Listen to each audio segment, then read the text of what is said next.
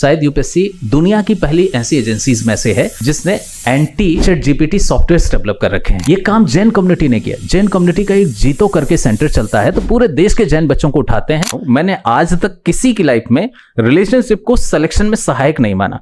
हाँ, बर्बादी का 90% का कारण वही होगा। हम अपने 100वें साल में जब पहुंचेंगे 2047 तक, तो हमारे देश की लीडरशिप जैन जी के हाथ में ही होगी। अगर कोई भी बच्चा यूपीएससी की तैयारी करना चाहता है तो बस ये 3 लेयर तैयार कर ले, वो यूपीएससी क्रैक कर लेगा। जब हम बात पैशन की करते हैं तो अक्सर वो उस चीज़ तक लिमिट रह जाता है जो हम हमारी ज़िंदगी में अपनी खुशी के लिए कर रहे हैं।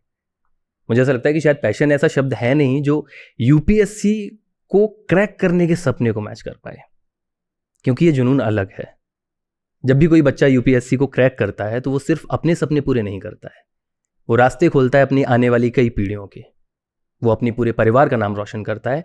और सिर्फ इतना ही नहीं है, ये उसके साथ न जाने कितने हजारों लाखों ऐसे बच्चों को उम्मीद दे करके जाता है कि मैं भी कर सकता हूं। और पूरी जिंदगी जब वो कोई भी सर्विस ज्वाइन करता है तो पूरी जिंदगी न जाने कितने सारे लोगों को बताते हैं वो कि किस तरह से आप अपने ये सपने पूरे कर सकते हैं। यूपीएससी अपने आप में एक बहुत बड़ा समंदर है और इस समंदर से बहुत सारे लोग आजकल रूबरू हो चुके हैं। जहाँ पर एस्पिरेंट जैसी सीरीज आई और जिसने और ज़्यादा क्लोजली दिखाया उस जिंदगी को कि किस तरह से लोग क्या क्या फेस करते हैं, टूटते हैं, बिखरते हैं, फिर जुड़ते हैं, हिम्मत जोड़ते हैं और वापस से उतर जाते हैं उसी रण क्षेत्र में। ये जो रोलर कोस्टर वाली राइड है ना, ये न जाने कितने सारे बच्चे फेस करते रहते हैं। और इस राइड को और ज़्यादा करीब से जानने के लिए और इसको थोड़ा सा इजी करने के लिए, क्योंकि यूपीएससी अपने आप में एक बहुत बड़ा वर्ड है, भारी शब्द है, इसको थोड़ा इजी करते हैं, इसको थोड़ा आसान बनाते हैं। और आज हमारे साथ में एक बहुत ही सिंपल लेकिन बहुत ही पॉपुलर टीचर लक्ष्मी शरण मिश्रा सर, 25 सालों का अनुभव और एक ऐसा अनुभव न जाने कितने सारे बच्चों के सिविल सर्विसेज के सपने को जिन्होंने खुद साकार किया है और आज भी कर रहे हैं। सर बहुत बहुत स्वागत है आपका। Thank you. 25 साल की जो जर्नी है, ये बहुत बड़ा वक्त होता है। 25 साल मतलब शहर का स्वरूप बदल जाता है, इंसान का स्वरूप बदल जाता है। एंड आई एम श्योर आपने भी सिविल सर्विसेज के स्वरूप बदलते हुए देखे होंगे। एक बार थोड़ी सी आपकी जर्नी से शुरू करते हैं। मैं 20 साल का था जब मैंने पढ़ाना शुरू किया। सागर में मेरी क्लासेस में मिश्रा कोचिंग इंस्टीट्यूट में लगभग 250-300 बच्चे आते थे। तब मैं ग्रेजुएशन के फाइनल ईयर में था। ओके। और हम सुबह शाम पढ़ाते और दिन में कॉलेज पढ़ते थे। उसके बाद सागर में मैं 3-4 साल रहा। वहाँ मैंने काफ़ी बच्चे पढ़ाए, अपने लगातार बहुत सारे एग्जाम्स दिए। सीडीएस का बड़ा क्रेज़ था यूनिफॉर्म जॉब में जाने का, तो सीडीएस किया, असिस्टेंट कमांडेंट किया, इंटेलिजेंस ब्यूरो किए, बहुत सारे एग्जाम्स किए, यूपीएससी किया। फिर उसके बाद ऑब्वियस सी बात है कि 2-3 साल एग्जाम्स तो दे रहे हैं, पर कुछ और नया करने का मन था, तो मैं भोपाल आ गया। यहाँ ब्रिटिश काउंसिल का एक सेटअप था, पूरे मध्य प्रदेश में इकलौता इंटरनेशनल सेटअप था। ब्रिटिश लाइब्रेरी चलती थी। तो मुझे वो ऑफिस देख के लगा कि यहाँ मौका मिल जाए तो बड़ा अच्छा रहे, और मौका मिल गया। मैं नौकरी में आ गया। जब मैं यहाँ ब्रिटिश काउंसिल की नौकरी में आया, शुरू के 3-4 महीने तो हमें ब्रिटिश वर्किंग मॉडल समझने में लग गए, बहुत मज़ा भी आया। और जैसे ही मैंने नौकरी ज्वाइन की, करीब 8 महीने बाद ब्रिटिश काउंसिल बंद हो गई। ग्लोबली एक 2008 में एक बड़ा वो आया था इकोनॉमिक स्लो डाउन, तो उसमें बड़े सेंटर बंद हुए, इंक्लूडिंग भोपाल। जब भोपाल सेंटर बंद हुआ और हमने पूरी कोशिश की मध्य प्रदेश गवर्नमेंट के साथ मिलके, उसी जगह उसी सेटअप के साथ हमने विवेकानंद लाइब्रेरी शुरू की। मैं उसका पहला मैनेजर बना। तो अब हमारे पास चुनौती थी कि हम उस लाइब्रेरी को कैसे पॉपुलर करें। तो मैंने सोचा कि क्यों ना इस शहर में सिविल सर्विसेज के लिए थोड़ा सा लोगों को जगाया जाए, क्योंकि विश्वास मानिए जब मैं भोपाल आया तब अपने सिविल सर्विसेज के एग्जाम दे रहा था। इस शहर में सिविल सर्विसेज की एक मैगजीन नहीं मिलती थी। आपको कॉलेजेस में सिविल सर्विसेज की तैयारी करने वाले बच्चे नहीं मिलते थे। और मुझे एक अच्छी चीज़ जो इस शहर में लगती थी वो ये कि यहाँ पर एक टापू है जिसका नाम चारिमली है। वहाँ कम से कम 300 IAS अफसर्स रहते हैं। अगर और उनको देखा जाए तो उनके ऑफिस के बाद वो एकदम खाली बैठे रहते हैं। तो मैंने सोचा क्यों ना एक ऐसा ब्रिज बना जाए, इस लाइब्रेरी को ऐसा ब्रिज बनाया जाए जिसमें ये सीनियर IAS ऑफिसर्स शहर के यंगस्टर्स को मोटिवेट करें इन सर्विसेज में आने के लिए।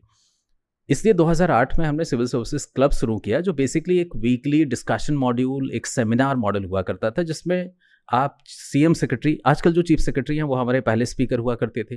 उस समय के जो कलेक्टर हुआ करते थे, जो एसपी हुआ करते थे, जितने आप नामी IAS IPS को जानते हैं, तब रील का जमाना नहीं था, तो इन जनरल हम मीडिया के थ्रू जानते थे। तो जिनको हम बहुत जानते थे उनसे सीधे बातचीत करने का मौका मैंने देना शुरू कर दिया। इस कारण से इस शहर में थोड़ा सा सिविल सर्विसेज की अवेयरनेस जनरेट हुई। बहुत सारी क्विजेस कराई, डिस्कशंस कराए और बहुत सारे कॉम्पिटिशन्स कराए, समिट्स कराए, MUN कराए। उसका रिजल्ट ये हुआ कि सिविल सर्विसेज में बच्चों का इंटरेस्ट बहुत आया और 2010, 11, 12 के आसपास दिल्ली की बहुत सारी कोचिंगें यहाँ आने लगी, क्योंकि उनको दिखने लगा कि यहाँ बहुत सारे बच्चे UPSC की तैयारी करते हैं। फिर उसके बाद ऐसा लगा कि भाई UPSC की तैयारी करना तो बहुत आसान काम है, पर निकालना बहुत कठिन है।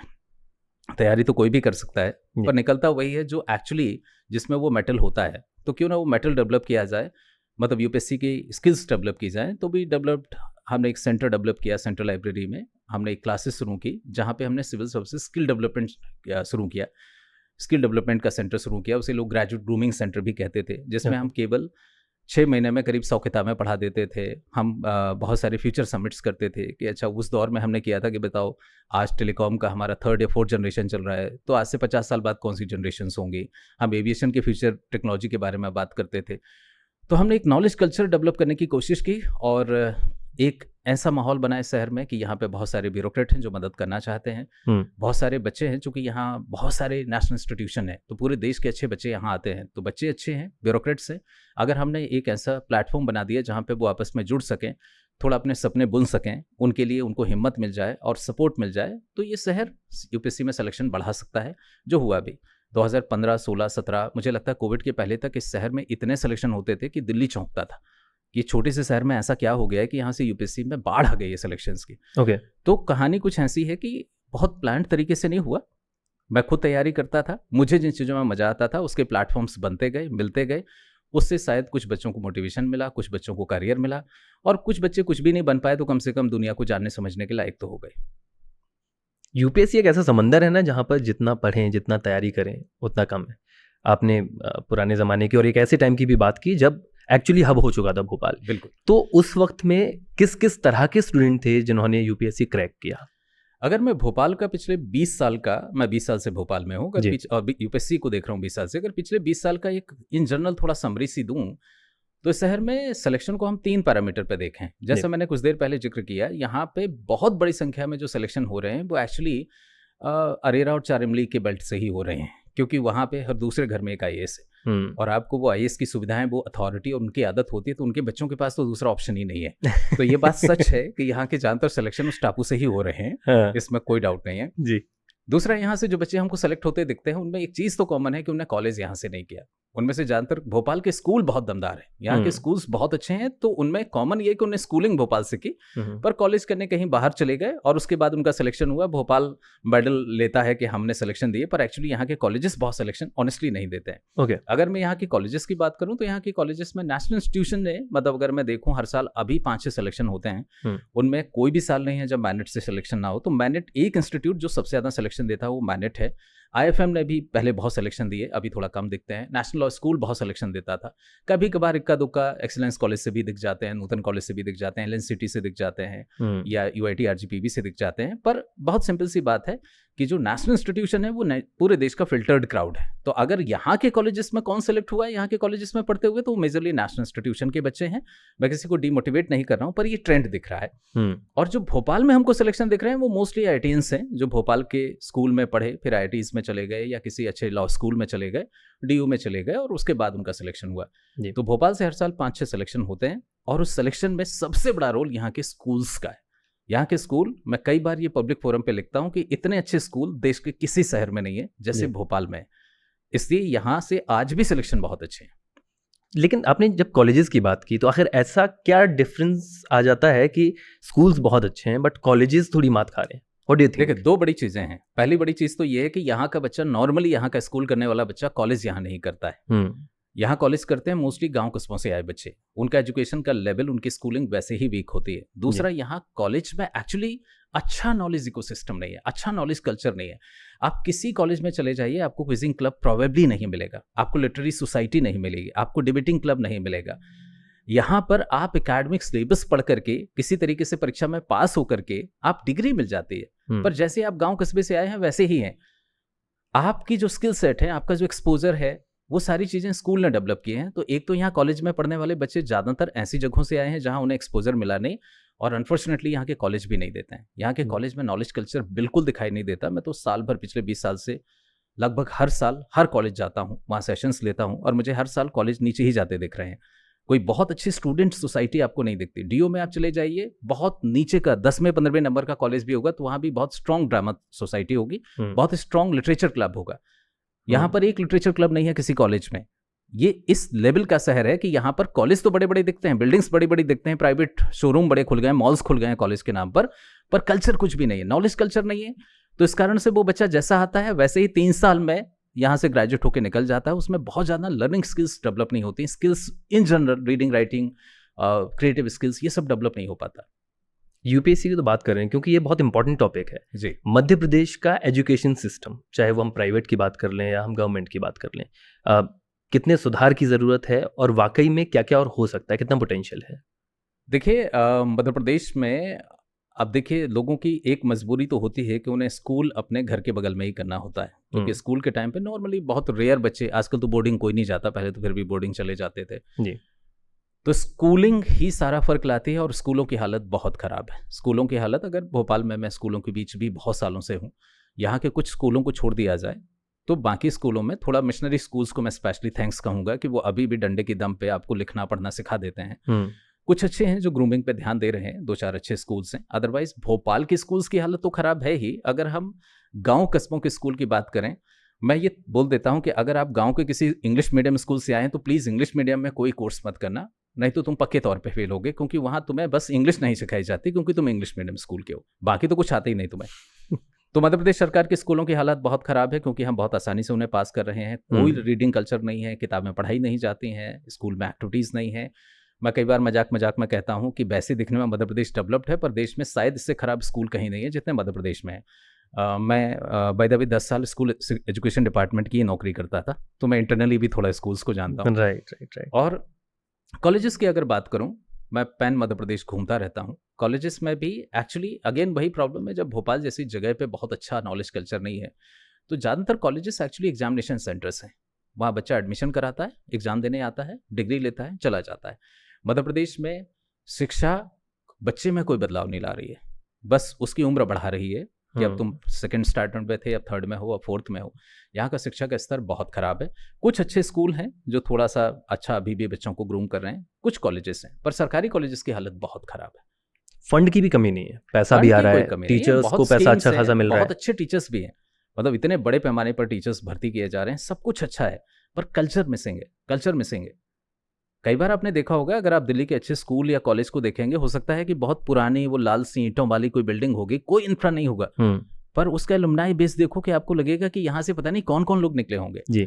तो कल्चर मिसिंग है इस पूरे स्टेट में एजुकेशन के फील्ड में, और यही कारण है कि हम बहुत सारी अच्छी चीज़ों में पिछड़ जाते हैं। वैसा हम एजुकेशन में बहुत कुछ बड़ा अच्छा एक्सीलेंस वाला वो बेंचमार्क नहीं स्टैब्लिश कर पा रहे हैं, क्योंकि गांव के स्कूल खराब हैं, कस्बों के स्कूल खराब हैं, कॉलेजेस तो भूल ही जाइए कि कहीं कोई अच्छे कॉलेज हैं। प्राइवेट कॉलेज खुलते जा रहे हैं पर कल्चर पे कहीं ध्यान नहीं दिया जा रहा। कल्चर के नाम पे वहाँ पे सनबर्न फेस्ट होते हैं या दूसरी चीज़ें होती हैं, पर बहुत अच्छे एकेडमिक ग्रुप्स नहीं है, बहुत अच्छे डिस्कशन ग्रुप नहीं है, बहुत अच्छी नॉलेज एक्टिविटीज़ नहीं है। Campus are actually meant for knowledge activities. Campus बाकी सब कुछ कर रहा है, बाकी नॉलेज एक्टिविटीज़, नॉलेज कल्चर किसी भी कॉलेज में नहीं है। तो ये जो एक्स्ट्रा करिकुलर एक्टिविटीज़ के नाम पर मेजरली, जैसा आपने बोला, अभी फ्रेशर्स फेस्ट है, अभी बाबाई फेस्ट है, और इस तरह के फेस्ट जिसमें कोई सिंगर आ रहा है, कहीं पर कोई यूट्यूबर आ रहा है, is it really good? No offence, artistic क्या कहूँगा, टैलेंट अच्छा है। आप ये प्लेटफॉर्म दे रहे हैं, इससे मध्य प्रदेश के बच्चे प्रॉब्ली म्यूजिक में, प्रॉब्ली कॉमेडी में, प्रॉब्ली दूसरे परफॉर्मिंग आर्ट में अच्छा कर रहे हैं, क्योंकि उनको प्लेटफॉर्म उन्हें मिल रहे हैं, पर नॉलेज में कोई बहुत कमाल नहीं कर रहा है, क्योंकि वो प्लेटफॉर्म कॉलेज नहीं दे पा रहे हैं। हमारे यहाँ मध्य प्रदेश में परफॉर्मिंग आर्ट में मेरे ख्याल से लोग निकल रहे हैं, अच्छे निकल रहे हैं, क्योंकि कॉलेज वो प्लेटफॉर्म दे देता है। कॉलेज लगातार फेस्टिवल कर रहा है, पार्टियां कर रहा है, बड़े बड़े सिंगर्स को बुला रहा है, तो यहाँ के लोग भी उस फील्ड में निकल रहे हैं।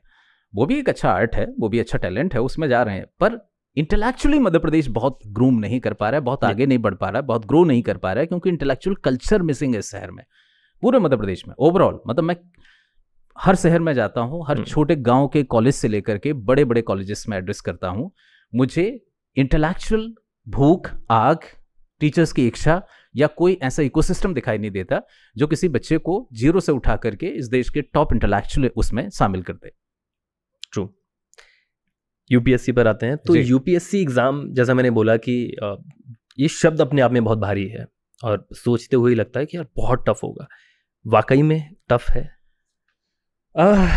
वैसे लोग कहते हैं कि दुनिया की सबसे कठिन परीक्षा है।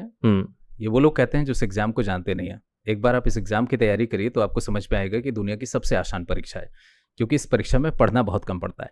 ओके। बाकी सब परीक्षाओं में पढ़ना पड़ता है, इसमें पढ़ाई का रोल केवल 10% है। ये आपके पढ़ने की नहीं, आपके जीने की परीक्षा है।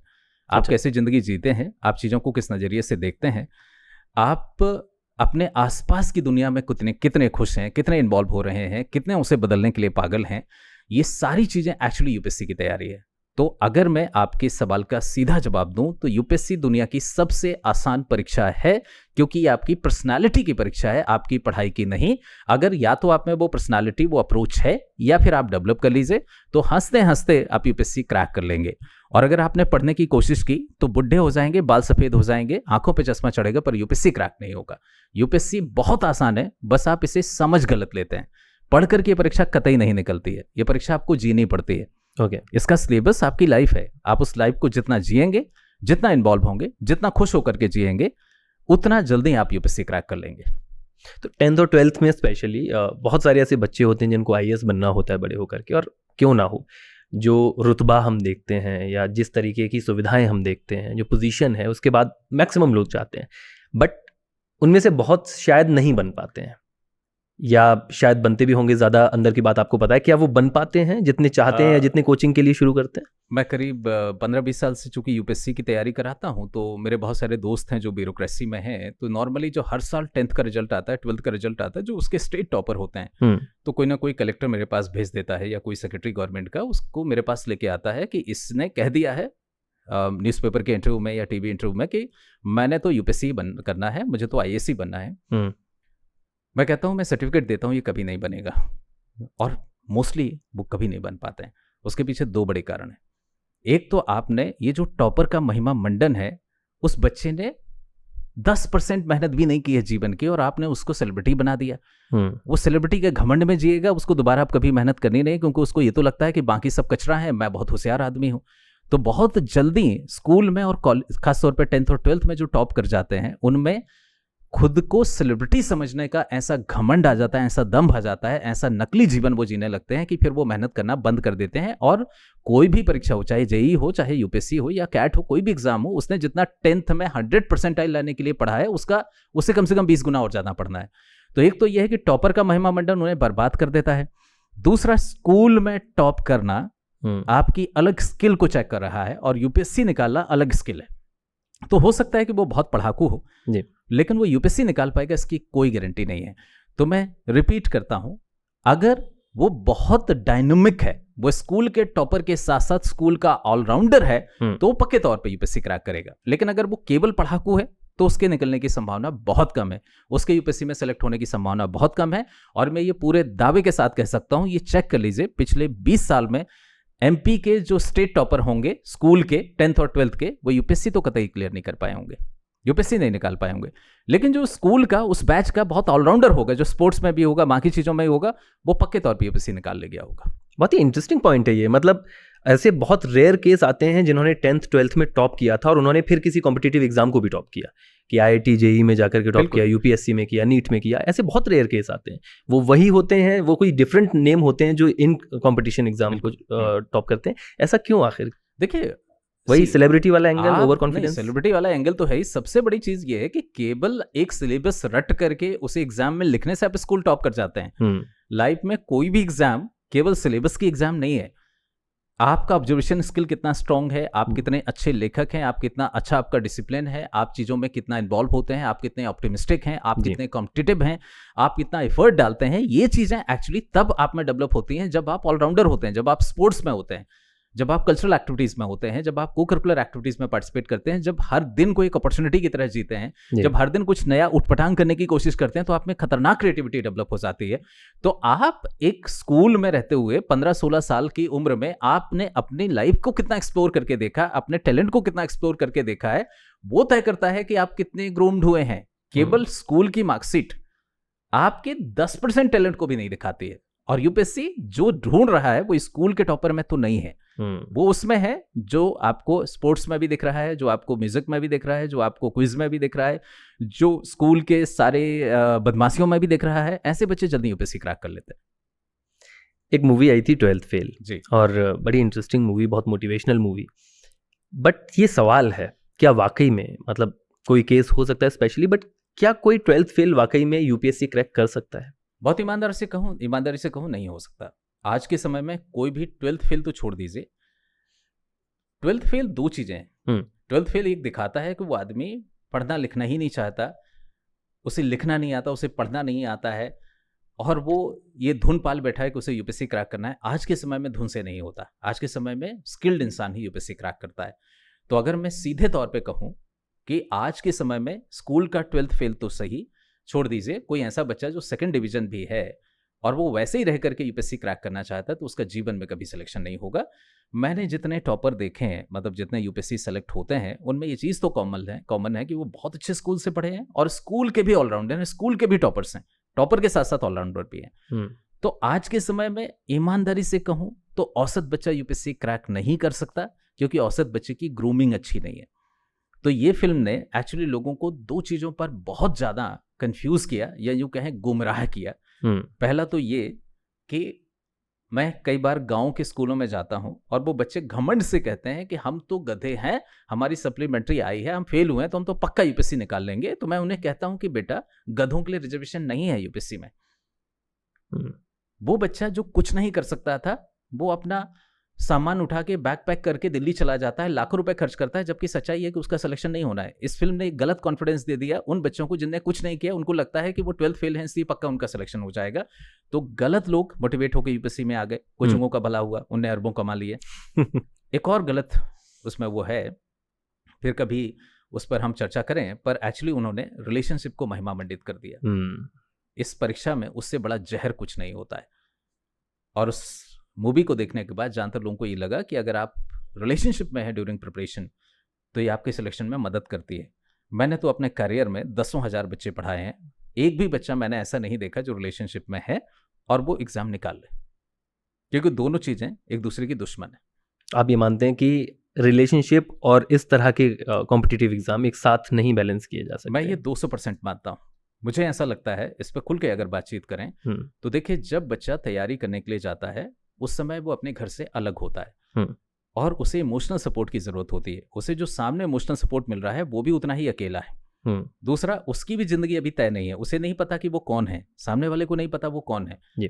तो दो कमज़ोर लोग एक दूसरे के साथ मिल करके एक दूसरे को बर्बाद ही करते हैं, क्योंकि दोनों में से कोई मजबूत नहीं है। दोनों की लाइफ में अपने बारे में, करियर के बारे में कोई क्लैरिटी नहीं है। जो सबसे इंपॉर्टेंट चीज़ है, जो काफ़ी इंपॉर्टेंट है, वो उम्र होती है जिस उम्र में आपको एक्चुअली थोड़ा सा एक अट्रैक्शन डेवलप हो जाता है ऑपोजिट सेक्स की तरफ, और वो जो अट्रैक्शन होता है वो पढ़ाई से ज़्यादा रोचक होता है। और यूपीएससी के बारे में कहा जाता है कि अगर आपकी लाइफ में यूपीएससी से ज़्यादा रोचक कुछ और है, इंटरेस्टिंग कुछ और है, तो आप यूपीएससी से दूर भाग जाएंगे। तो आप जहाँ पे लोग यूपीएससी की तैयारी करते हैं, दिल्ली में ORN देख लीजिए, आपको ऐसा लगेगा जैसे आप किसी वैलेंटाइंस डे के पार्क में आ गए हों। चारों तरफ कपल्स आपको दिखाई देंगे, लोग जमकर रिलेशनशिप को जी रहे हैं, क्योंकि ये कठिन जंग है, घर से बाहर रह रहे हैं, इन्हें कंधे की ज़रूरत है, और जो कंधा दे रहा है वो तुमसे भी बड़ा एक्चुअली कंफ्यूज इंसान है। तो दो कंफ्यूज लोग मिल करके एक्चुअली केवल फेलियर क्रिएट कर सकते हैं, सिलेक्शन नहीं ले सकते। इसलिए पता नहीं आपने मूवीज़ में, सीरीज़ में देखा होगा, ये डायलॉग होता है कि ORN के रिश्ते ORN में ही खत्म हो जाते हैं। मतलब यूपीएससी की तैयारी के दौरान बनने वाले रिलेशनशिप्स सिलेक्शन में तो आपको बाहर कर ही देते हैं। अगर आप रिलेशनशिप में हैं तो आपका फेल होना तय है, और आपका रिलेशनशिप भी कायम नहीं रहना है, वो भी किसी रिश्ते में कन्वर्ट नहीं होना है, ये भी तय होता है। तो मैं रिपीट करता हूँ, मैं थोड़ा सा पुराने ज़माने का आदमी दिखूंगा, पर इस मामले में मैं ये मानता हूँ कि एक्चुअली इतनी महान तपस्या, इतना जुनून यूपीएससी के लिए फुल टाइम देना, ये तभी संभव है जब आपकी लाइफ में इससे ज़्यादा इंटरेस्टिंग कुछ भी ना हो। और इमोशन, रिलेशनशिप बहुत इंटरेस्टिंग होते हैं, खासतौर पे उस एज में जब आप 20, 21, 22 साल के होते हैं। इस मूवी ने या बाकी तमाम वेब सीरीज़ ने ये गलत एग्जाम्पल सेट कर दिया। मैंने जैसा कहा, 20 साल में करीब करीब 10,000 बच्चों को पर्सनली मैं काउंसलिंग कर चुका हूं। मैंने आज तक किसी की लाइफ में रिलेशनशिप को सिलेक्शन में सहायक नहीं माना।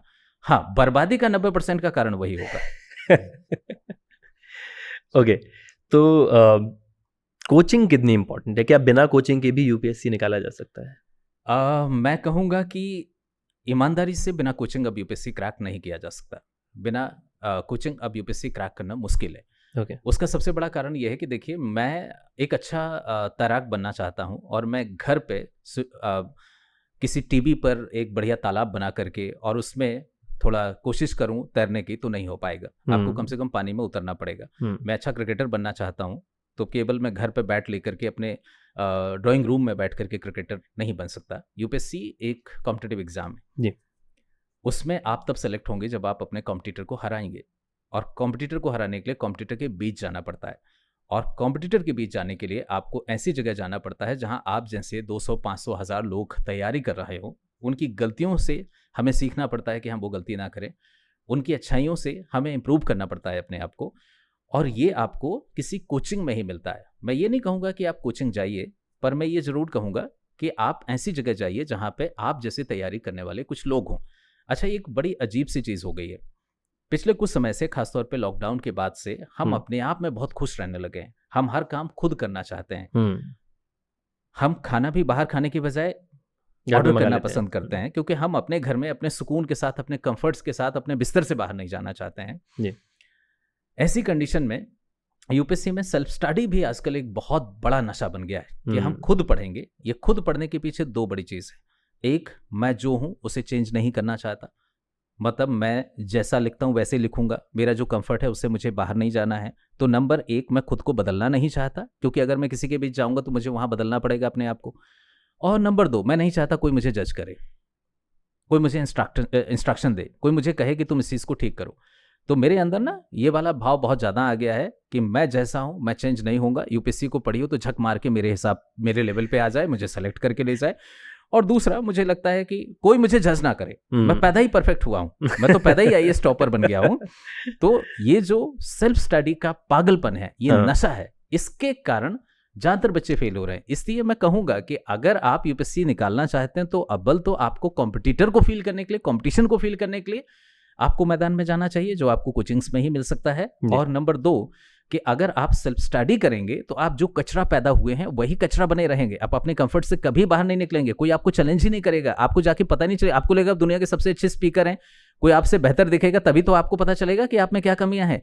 तो आप एक्चुअली अपने कंफर्ट से नहीं निकलना चाहते हैं, और दूसरा, आप नहीं चाहते कोई आपको जज करे। और सबसे बड़ी बात, ईगो हमारा स्विस बैंक में गिरवी रखा है। हम इतना ईगो है हमारा, हम पैदा होते ही हमें ईगो इतना आ जाता है कि कोई हमको टोक ना दे कि तुम्हें ये कमी है। ये तीन चीजें सेल्फ स्टडी के कारण पैदा होती हैं, इसलिए सेल्फ स्टडी करने से लोग सेलेक्ट नहीं होते हैं। इसलिए मैं कहता हूं कि कोचिंग जाना जरूरी है। कुछ ऐसी खबरें होती हैं जो मुझे पर्सनली कभी पसंद नहीं थी, और वो खबरें होती हैं कि रिक्शे वाले के बेटे ने आईएएस निकाला, यूपीएससी निकाला, या कोई एग्ज़ाम टॉप कर लिया। अब उन्होंने निकाल लिया, लेकिन घर पर हमें खाना ठीक से नहीं मिल रहा है, हमारे माँ बाप हमारा जीना हराम कर रहे हैं। तो ऐसी जो बड़े बड़े कॉम्पिटिटिव एग्ज़ाम होते हैं, इनमें अक्सर हम ऐसा देखते हैं कि जो थोड़े निचले तबके से आते हैं, जो उतने प्रिविलेज नहीं हैं, वो अच्छा परफॉर्म करते हैं। ऐसा क्यों होता है? आपको पता है वेद जी, इसमें दो पक्ष हैं जी। पहली चीज तो हमारे मीडिया के जर्नलिस्ट को एक ही चीज सिखाई गई है कि आपको किसी की सक्सेस को बड़ा करके बेचना है, नहीं तो कोई पढ़ेगा नहीं। अगर कोई ये लिखेगा कि फला आदमी ने ये एग्जाम निकाल लिया, इतनी रैंक है, तो कोई उसे पढ़ेगा नहीं जी। कोई यूट्यूब पे भी उसे नहीं देखेगा। तो आप उसे मसालेदार कैसे बनाते हैं? आप उसे गरीब दिखाते हैं, आप उसके साथ ऐसी स्टोरी जोड़ देते हैं कि लोगों को लगे कि यार इसने कुछ बहुत बड़ा पहाड़ जीता है, कोई बहुत बड़ी चीज की है। तो एक तो मीडिया की रिपोर्टिंग, आप कोई भी खबर देख लीजिए सिलेक्शन की, उसकी शुरुआत में ऐसे ही होगा कि कोई बहुत गरीब आदमी सेलेक्ट हो गया है। हालांकि एक तो ये पक्ष हो गया कि मीडिया को केवल एक ही तरीके से यूपीएससी टॉपर की कहानी लिखना आता है या बोलना आता है, इसके अलावा दूसरी कोई चीज मीडिया स्कूल सिखाते नहीं है कि आप किसी टॉपर को और कैसे तरीके से बड़ा दिखा सकते हो। एक पूरे मीडिया को धो दिया। और एक दूसरी चीज ये है कि हमारे दिमाग में कुछ प्रोफेशन गरीब है, पर वो एक्चुअली गरीब नहीं है। जो लोग कहते हैं ना कि रिक्शा वाले ने या सब्जी वाले के बच्चे ने यूपीएससी क्रैक किया, जरा देखे तो सही कि उसके घर में माहौल क्या है, वो कौन से स्कूल में पढ़ा, कौन से कॉलेज में पढ़ा। रिक्शा वाला या सब्जी वाले का बच्चा आईआईटी में पढ़ के आया है, तो वो रिक्शा वाला कहां से हो गया? आज के समय में, पुराने जमाने में ये होता था कि कुछ प्रोफेशन हमारी नजर में गरीब प्रोफेशन होते थे। आज के समय में आप उस प्रोफेशन के आधार पर अंदाजा नहीं लगा सकते कि वो किस इकोनॉमिक स्टेटस का है, उसकी स्कूलिंग क्या है, उसका कॉलेज क्या है। लेकिन मीडिया को इन तमाम चीजों में ये दिखता है कि भले उसके पास सब्जी का बड़ा सा वो हो, शोरूम हो, लेकिन उसे दिखता है कि सब्जी वाले का बच्चा है। तो एक्चुअली ये सारा मीडिया का करा धरा है। सच्चाई ये है, मैं बहुत क्लियरली आपको ये चीज बोलूं, सच्चाई ये है कि इस परीक्षा में इतना वक्त लगता है जी, इतना पैसा, इतना रिसोर्सेस लगते हैं और इतना कॉन्फिडेंस लगता है कि जनरली हम्बल बैकग्राउंड का बच्चा या थोड़ा सा जिसका इकोनॉमिक स्टेटस थोड़ा नीचे है, उसका कॉन्फिडेंस वैसे ही कमजोर पड़ जाता है। और ये परीक्षा बहुत एलीट उसकी तरफ बढ़ रही है, बहुत एलिटिज्म आ गया इस परीक्षा में। अच्छा, तो जिस तरह के स्कूल, जिस तरह के कॉलेज, जिस तरह की ग्रूमिंग आपको मिली है, वो आपके सिलेक्शन में बहुत बड़ा रोल प्ले करती है। ये परीक्षा ऐसा नहीं कि गरीबों को ऊपर लाने के लिए कोई केबीसी नहीं चल रहा है ये। तो हम 2-3 इसमें बड़े पक्ष हैं। एक और चीज मैं आपसे कहूंगा, ये भी आपने बहुत सुना होगा, बिना कोचिंग सफलता पाई। ये भी मीडिया को सिखाया जाता है, मीडिया स्कूल में, कि हर बच्चे को ये बोलो कि इसने बिना कोचिंग के सफलता पाई। अब अल्बर्ट आइंस्टीन खुद धरती पर पैदा हो जाए या दुनिया के सारे ज्ञानी लोग, बिना कोचिंग के कोई बच्चा यूपीएससी क्रैक नहीं कर सकता। ये इतनी कठिन परीक्षा है। हाँ, वैसे कैसे अच्छा, बच्चा भी बोलता है, क्योंकि अगर उसने कोचिंग करके सफलता पाई तो उसका क्रेडिट तो कोचिंग ले जाएगी। इस कारण से वो हमेशा ये बोलेगा, भले वो कोचिंग के पोस्टर में छपा हुआ है, जो बच्चा आपसे बोले या मीडिया में बोले कि उसने बिना कोचिंग सफलता पाई, दिल्ली में चले जाइए, अगर 100 कोचिंग होंगी तो 100 के 100 कोचिंग के होर्डिंग में उसका फोटो होगा और वो वीडियो पे बोलता हुआ दिखेगा कि इस कोचिंग के कारण मैं सफल हुआ। थोड़ा समझिए, महिमा मंडन है, लोगों को लगता है कि उन्होंने कोई बड़ी तोप चला दी है, आईएएस बन गए हैं, इस कारण से वो उसको भुनाने के लिए, बड़ा आदमी बनाने के लिए, अपनी सक्सेस को बड़ा दिखाने के लिए ये सारी चीजें करते हैं। बहुत अच्छे से समझिए, आज की तारीख में बिना कोचिंग कोई भी बच्चा यूपीएससी क्रैक नहीं कर सकता। हाँ, हो सकता है उसने यूपीएससी की क्लास अटेंड ना की हो। आप बच्चों से अगर पूछो कि तुमने क्यों बोला, तुम तो क्लास गए थे, हमने ऑनलाइन अटेंड की थी, हमने उसके नोट्स पढ़े थे, हमने उसका करंट अफेयर्स का बुकलेट पढ़ा था, हमने मेंटरशिप प्रोग्राम ज्वाइन किया था, हम रोज कोचिंग जाते थे पर हमने कोचिंग ज्वाइन नहीं की है। तो बिना कोचिंग इकोसिस्टम कि आज की तारीख में कोई भी बच्चा यूपीएससी क्रैक नहीं कर सकता। दुनिया का सबसे बुद्धिमान, सबसे टैलेंटेड इंसान भी उतार दीजिए, वो नहीं कर पाएगा। लेकिन चूंकि उसे अपनी सफलता को महिमा मंडित करना है, उसे बड़ा दिखाना है, इसलिए वो इस तरह की बातें करता है और मीडिया को भी दिखाना है कि उसने कुछ बहुत कमाल की स्टोरी खींची है। तो उसे दिखाना है कि इस आदमी ने, आप कोई भी यूपीएससी सिलेक्शन का खबर पढ़िए तो उसमें लिखा होगा बिना कोचिंग पाई सफलता, और दूसरा लिखा होगा रिक्शा चालक के बेटे ने क्रैक की यूपीएससी। ये दोनों सबसे बड़े झूठ हैं जो मीडिया हमको 20 साल से बता रहा है। सेलिंग पॉइंट है बेसिकली वो। यूपीएससी एग्जाम, एक तो प्रोसेस क्या है इसका, कब होता है और किस तरह से इसकी तैयारी की जाए? बिल्कुल, देखिए कुछ ऐसा समझिए कि यूपीएससी की परीक्षा एक तो ये यूपीएससी एक संस्था है, परीक्षा का नाम सिविल सर्विसेज है, और ये परीक्षा हर साल होती है। हर साल हमें देश के अलग अलग डिपार्टमेंट्स को लीड करने के लिए लगभग 1000 ऑफिसर्स की जरूरत होती है। ये सेंट्रल सर्विसेज और ऑल इंडिया सर्विसेज के ऑफिसर होते हैं, जिनमें आईएएस और आईपीएस जो हैं वो ऑल इंडिया सर्विसेज के ऑफिसर होते हैं। सेंट्रल सर्विसेज में जैसे आपने आईएफएस या इनकम टैक्स कमिश्नर वगैरह सुने होंगे, आईआरएस वगैरह। तो लगभग 1000 पोस्ट के लिए हर साल ये भर्ती होती है। इसका नोटिफिकेशन हर साल फरवरी में आता है और मई के तीसरे या चौथे संडे को इसका पहला एग्जाम होता है, जिसे प्रीलिम्स एग्जाम कहते हैं। प्रीलिम्स एग्जाम कोई भी बच्चा जो ग्रेजुएट हो, किसी भी सब्जेक्ट में ग्रेजुएट हो, कितने भी परसेंटेज से ग्रेजुएट हो, वो इस परीक्षा में बैठ सकता है, परीक्षा दे सकता है। ये ऑब्जेक्टिव टाइप परीक्षा होती है। एक जीएस का पेपर होता है, एक सीसैट का पेपर होता है, एप्टीट्यूड का पेपर होता है। अगर आप लगभग 45% के आसपास जीएस में क्लियर कर लेते हैं और दूसरे पेपर में आप 33% ले आते हैं तो आपका प्री निकल जाता है, मतलब आप पहला एग्जाम क्रैक कर जाते हैं। तो ये इस हिसाब से देखिए दुनिया की सबसे आसान परीक्षा हुई कि अगर आप 45% भी कर लेते हैं तो यू आर इन। एक पेपर में आपको 33% चाहिए और दूसरे में आपको 45% चाहिए और आपका प्रीलिम्स निकल जाता है। फिर इसके 90 दिन बाद आपकी मेंस एग्जाम होती है, मुख्य परीक्षा होती है, जो बेसिकली एक रिटन एग्जाम होता है, जिसमें आपको कुछ कंपलसरी पेपर देने होते हैं और एक अपनी पसंद का सब्जेक्ट लेना होता है, जिसे ऑप्शनल सब्जेक्ट कहते हैं। आप अपनी मर्जी का कोई भी सब्जेक्ट ले सकते हैं, 40 से ज़्यादा सब्जेक्ट है। You are interested in history तो आप हिस्ट्री ले लीजिए, किसी का बायो में इंटरेस्ट है तो वो ले ले। तो आपको जनरल स्टडीज के कॉमन सब्जेक्ट्स के साथ साथ ऑप्शनल सब्जेक्ट लेना होता है। सारे रिटन पेपर होते हैं और उनके बाद उनमें से जो बच्चे अच्छा परफॉर्म करते हैं उन लोगों को इंटरव्यू के लिए कॉल किया जाता है। इंटरव्यू सामान्यतः जनवरी से लेकर के मार्च अप्रैल तक होता है अगले साल। मतलब आपने मई में पहला एग्जाम दिया, आपने अगस्त में मेंस लिखा, 3-4 महीने में मेंस का रिजल्ट आ जाता है और लगभग जनवरी फरवरी के आसपास आपका इंटरव्यू कॉल आता है। जितनी पोस्ट होती है उसके 3 गुना लोगों को इंटरव्यू के लिए बुलाया जाता है। ओके। और फिर उन 3 में से एक बच्चे का सिलेक्शन हो जाता है। आपकी जो रैंक होती है उसके बेसिस पे आपको पोस्ट अलॉट की जाती है। अगर आप सर्विस अलॉट की जाती है, अगर आप टॉप रैंक में है, टॉप लगभग 200 हैं, तो आप आईएएस बन जाते हैं। उसके बाद दूसरे नंबर पे 25 लोग आईएफएस बन जाते हैं, जो दूसरे देशों में हमारे एम्बेसडर्स होते हैं, जैसे जयशंकर साहब जो हैं ये हमारे आईएफएस थे। उसके बाद के 150 लोग आईपीएस बनते हैं। उसके बाद के 300 लोग आईआरएस बनते हैं, income tax commissioner, custom commissioners बनते हैं, जीएसटी कमिश्नर्स बनते हैं और उसके नीचे सो ऑन बहुत सारी पोस्ट हैं, लगभग 22-23 पोस्ट हैं। इस परीक्षा की बस 2-3 चीज़ें हैं। पहली चीज़ तो ये है कि ये परीक्षा आप 21 साल से लेकर के और 32 साल तक ही दे सकते हैं। मतलब एज लिमिट है जनरल कैटेगरी के लिए 21 to 32, ओबीसी के लिए थोड़ा 3 साल एक्स्ट्रा है, एससी/एसटी के लिए थोड़ा सा 5 साल एक्स्ट्रा है। दूसरा, इसमें आपके पास अटेम्प्ट लिमिट है। कि आप जीवन में, जैसे जनरल वाला जीवन में मैक्सिमम 6 बार ये एग्जाम दे सकता है, 6 अटेम्प्ट खत्म, तो फिर आप जीवन में कभी यूपीएससी नहीं दे सकते। तो आपके पास टाइम है लगभग 12 साल, पर अटेम्प्ट है 6। ओबीसी के लिए 9 है और एससी/एसटी के लिए कोई लिमिट नहीं है, पर लगभग 16-17 साल आपके पास होते हैं, तो 16-17 बार आप इस एग्जाम को दे सकते हैं।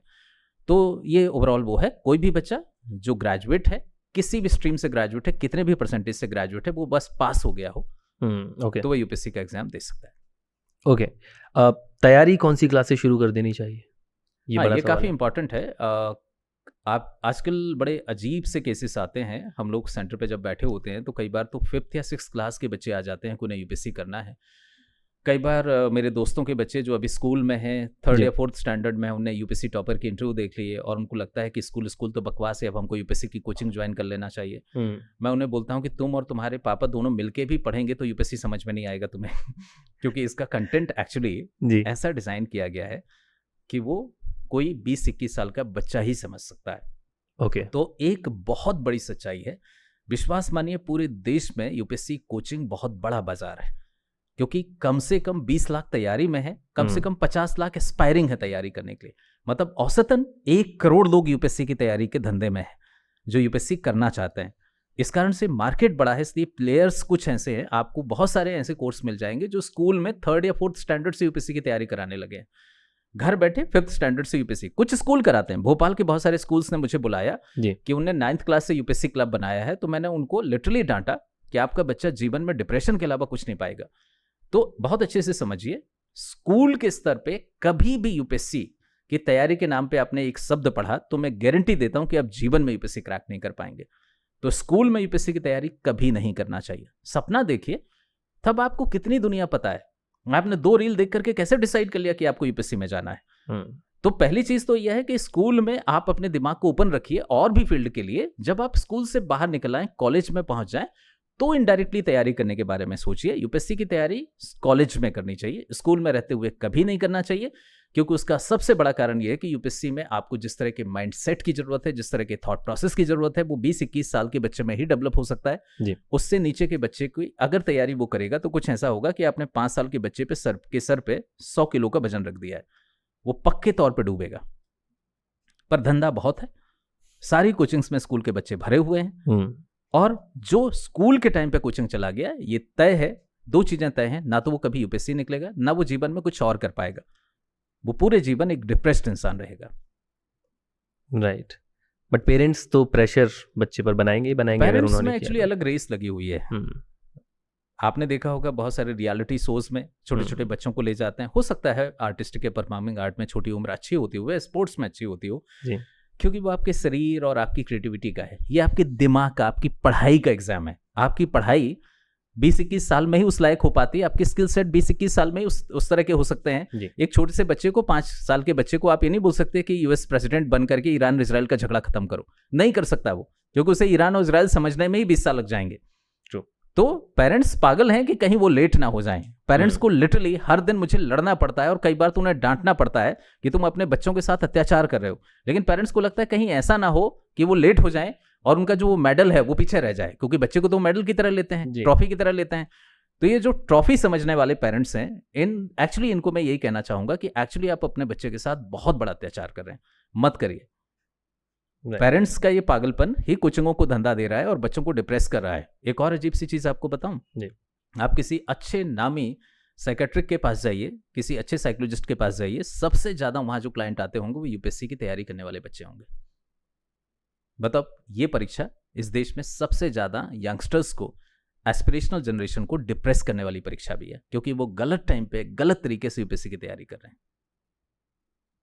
राइट। हमने एक और ट्रेंड देखा है सर, यूपीएससी में इंजीनियर्स का सिलेक्शन बहुत होता है। इसके पीछे कोई खास रीजन, कोई खास वजह, उनकी कोई स्पेशल तैयारी? देखिए, मैं इसे करेक्ट करूं कि इंजीनियर्स का तो होता है, पर केवल आईआईटीएन इंजीनियर्स का होता है। Okay. ये जो गुमटियां खुली हैं इंजीनियरिंग कॉलेज के नाम पे, इनका नहीं होता है। इनका नहीं खुलता है। देखिए, बहुत अच्छे से समझिए। दो चीजें हैं। यूपीएससी उन लोगों का निकलता है जो हमारे देश के सबसे अच्छे बच्चे हैं, सबसे मेहनती, सबसे ग्रूम्ड, सबसे अच्छे पढ़ने लिखने वाले बच्चे हैं। आप खुद बताइए, स्कूल का सबसे अच्छा बच्चा कहां जाता था? सबसे पहले आईआईटी जेईई करता था। राइट। थोड़ा बचा हुआ बच्चा मेडिकल में चला जाता था, कुछ थोड़े बचे हुए बच्चे क्लैट कर लेते थे, बाकी बचे हुए बच्चे बीए, बीएससी, बीकॉम में चले जाते थे। तो जो सबसे फिल्टर्ड क्राउड है वो तो आईआईटी में है।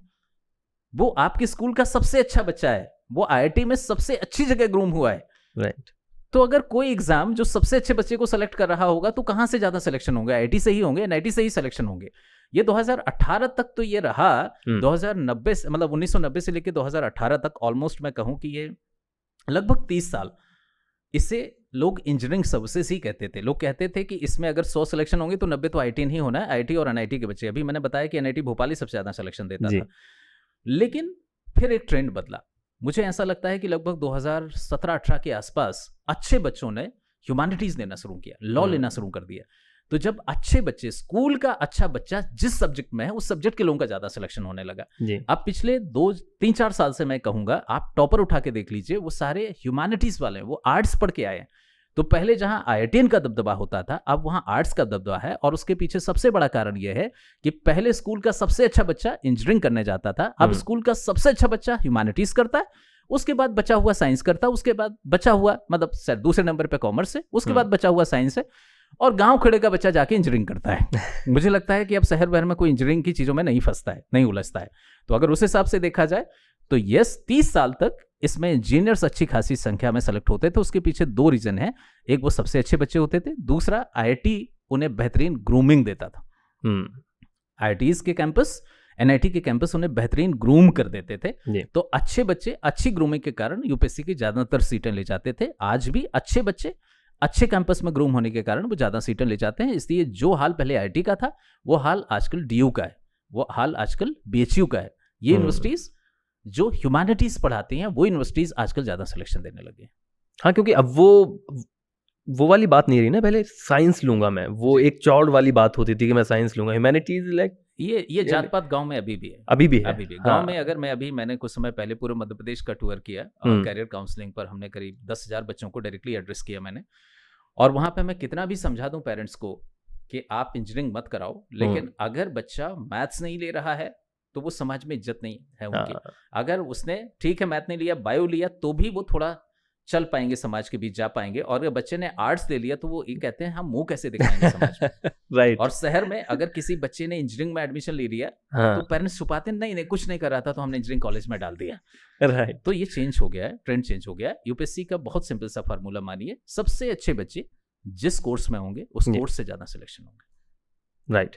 एनसीईआरटी की बुक्स बहुत हेल्पफुल होती हैं, इनके बारे में बहुत सुना है, ऐसा क्यों? देखिए, एनसीईआरटी बुक्स नॉर्मली आप किसी भी यूपीएससी टॉपर से पूछिए या यूपीएससी के किसी मेंटर से पूछिए तो सब कहेंगे कि एनसीईआरटी बुक्स बहुत मस्ट हैं, आपको वो पढ़नी ही चाहिए। उसके पीछे एक बड़ा कारण तो ये है कि एनसीईआरटी स्कूल की बुक्स हैं। आपको पहली बार geography, history, civics, economics, science ये समझ में आया था एनसीईआरटी बुक से।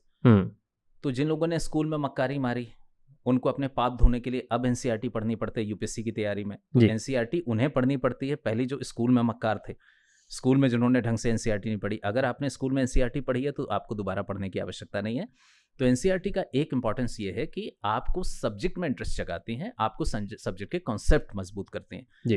पर कुछ लोग ये गलती करते हैं कि उनको लगता है केवल एनसीईआरटी पढ़कर वो यूपीएससी क्रैक कर लेंगे। विश्वास मानिए, यूपीएससी ग्रेजुएट माइंडसेट की परीक्षा है, तो आपको, और ये परीक्षाएं, ये जो एनसीईआरटी बुक्स हैं ये स्कूल की बुक्स हैं जी। तो स्कूल की बुक्स पढ़ करके आप कॉलेज लेवल का एग्जाम तो क्रैक नहीं कर पाएंगे। तो एनसीईआरटी शुरुआत करने के लिए अच्छी है, खाने के पहले का स्टार्टर है वो, आप उसे खा लीजिए तो आपको सब्जेक्ट में इंटरेस्ट आएगा, पर सब्जेक्ट के लिए आपको अलग से बुक्स पढ़नी पड़ेंगी।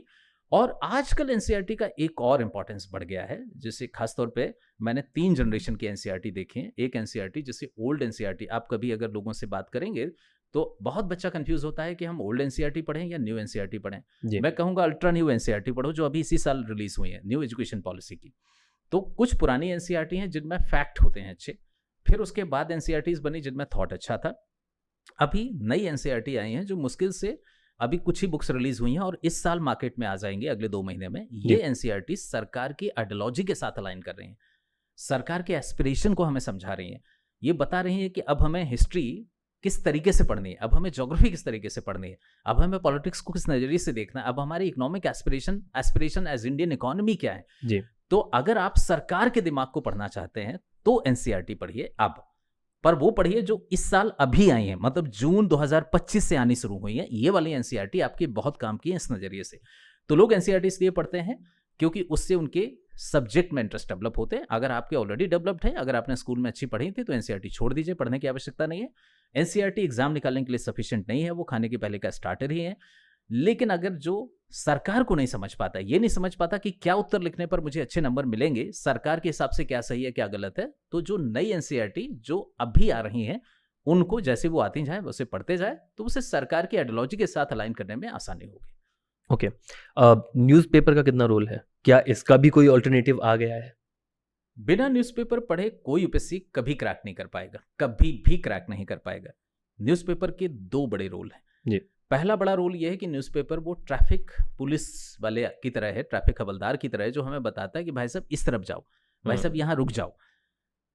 हम सोशल मीडिया के फीड में अगर हम आजकल 1 घंटे अगर सोशल मीडिया पे हैं तो हमें 1000 चीजें दिख जाती हैं, 1000 टाइप की न्यूज़ होती है। वो कौन क्रिएट कर रहा है, किस इंटेंशन से क्रिएट कर रहा है, किस चीज़ को बढ़ा चढ़ा के बता रहा है, हमको नहीं पता। इसलिए हम हर चीज़ को एक भाव से देखते हैं और वो भाव ये है कि हम किसी चीज़ को सीरियस नहीं लेते हैं, तो हर चीज़ को समभाव से देखते हैं और थोड़ी थोड़ी लेकिन वो चीज़ें हमारे दिमाग में रही जाती हैं। इसलिए आपने सुना होगा ब्रेन रॉट की सिचुएशन या डिजिटल डिमेंशिया की सिचुएशन आ रही है जी। कि हमने देखा सब है पर हमको याद कुछ नहीं है। ऐसे में जब हर मिनट हजारों लाखों खबरें जनरेट हो रही हैं, ऐसे में आपके काम की खबर क्या है वो हमको न्यूज़पेपर बताता है। तो न्यूज़पेपर हमने जो सोशल मीडिया के स्पेस पे, वर्चुअल स्पेस पे जो हजारों लाखों फीड देखे थे, उनमें से काम की 10 चीजें क्या थी वो न्यूज़पेपर हमको बताता है। एक तो आपका जो इधर उधर का भटकना है वो बंद हो जाता है। नंबर 2, आप अगर यूपीएससी की तैयारी कर रहे हैं मतलब आप इस देश के लीडर बनने वाले हैं, इस देश की इकोनॉमी संभालेंगे, इस देश की पॉलिटी संभालेंगे, इस देश की इंडस्ट्री को संभालेंगे, तो आज जो इन्हें संभाल रहे हैं, आज जो देश के टॉप इकोनॉमिस्ट हैं, आज जो देश के टॉप लीगल प्रोफेशनल्स हैं, टॉप आईटी एक्सपर्ट्स हैं, वो किस तरीके से सोचते हैं वो हमको न्यूज़पेपर में उनके कॉलम्स से पता चलता है। मतलब लीडर्स की क्या सोच है वो समझे बिना आप अगले लीडर नहीं बन सकते। मुझे क्रिकेटर बनना है तो मुझे विराट कोहली को कॉपी करना पड़ेगा, उसे ऑब्जर्व करना पड़ेगा। सिमिलरली अगर मुझे सिविल सर्विसेज में जाना है, मतलब मुझे फ्यूचर में इस कंट्री को लीड करना है, तो आज जो कंट्री को लीड कर रहे हैं अलग अलग सेक्टर्स में, उनके सोचने का तरीका क्या है, उनके देखने का तरीका क्या है, वो हमें न्यूज़पेपर के एडिटोरियल सेक्शन में मिलता है। अगर आप उसे पढ़ेंगे तो आप उन लोगों की तरह सोचने लगेंगे जो इस देश को चलाते हैं, ओपिनियंस आपके बनेंगे, आप किसी चीज के बारे में लॉजिकली सोच पाएंगे। तो न्यूज़पेपर कई हिसाब से इंपॉर्टेंट है। आपका ट्रैफिक क्लियर करता है, आप वो बताता है इस नजरिए से देश को चलाने वाले सोचते हैं। आप जब किसी चीज को समझते हैं, पढ़ते हैं, तो आप में थोड़ा सा आर्गुमेंटेशन डेवलप होता है, थोड़ा सा लॉजिकल थिंकिंग डेवलप होती है।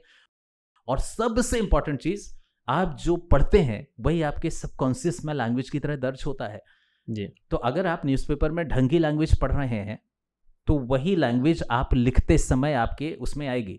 और अगर दिन भर आप रील देख रहे हैं, जेनजी लिंगो देख रहे हैं, तो आंसर में भी वो लिंगो दिखेगा। तो इस कारण से न्यूज़पेपर के बिना मोक्ष नहीं मिलता। मतलब न्यूज़पेपर पढ़े बिना यूपीएससी कोई क्रैक नहीं कर सकता। एक और आपका पक्ष है इस सवाल का कि क्या इसका कोई विकल्प आ गया है? यस, विकल्प आ गया है। हमारी मक्कार पीढ़ी न्यूज़पेपर कैसे खोले, इसलिए वो यूट्यूब खोलती है और उसमें देखती है कि क्या किसी ने आज का न्यूज़पेपर पढ़ाया है। अच्छा, मतलब मैं खुद जिम जाके क्यों वर्कआउट करूं, तो मैं वर्कआउट का वीडियो देख लेता हूं, तो मेरी बॉडी पे भी असर हो जाएगा। तो वैसे ही आजकल आपको असर होगा। एक बेसिक सा डिफरेंस है, अगर आप दिल्ली में ओआरएन में जाएं तो वहां पर आपको यहां से लेकर 1 किलोमीटर में शायद 100 न्यूज़पेपर की दुकानें मिल जाएंगी। इतना न्यूज़पेपर बिकता है और पढ़ते हैं। दिल्ली छोड़ दीजिए, आप कहीं भी चले जाइए, भोपाल में हो सकता है यूपीएससी की तैयारी करने वाले हजारों बच्चों कोई भी अखबार नहीं पढ़ता। वो सुबह उठ करके यूट्यूब पर अखबार सुनते हैं, और यूट्यूब पर जो अखबार सुना रहा है वो कौन आदमी है, उसकी कितनी समझ है, वो उसकी सब्जेक्टिविटी इन्वॉल्व है कि उसे कौन सी चीज इंपॉर्टेंट लगी, कौन सी नहीं लगी।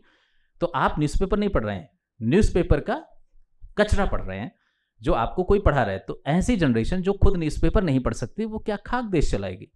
देश इतना चैलेंजिंग हो रहा है, आपको उसको चलाने के लायक बनना है। तो यस, न्यूज़पेपर के ऑप्शंस आ गए हैं, और जो उन ऑप्शंस पे है उनकी जिंदगी में आगे कोई ऑप्शन नहीं बचना है। यूपीएससी तो कम से कम क्लियर नहीं होना है। यूपीएससी के एग्जाम को पर्सनैलिटी का टेस्ट माना जाता है, और पर्सनैलिटी का रोल मेजर होता है, ये भी सुना है। तो कैसी पर्सनैलिटी ज़रूरी है और किस तरह का काम अपनी पर्सनैलिटी पर करना चाहिए?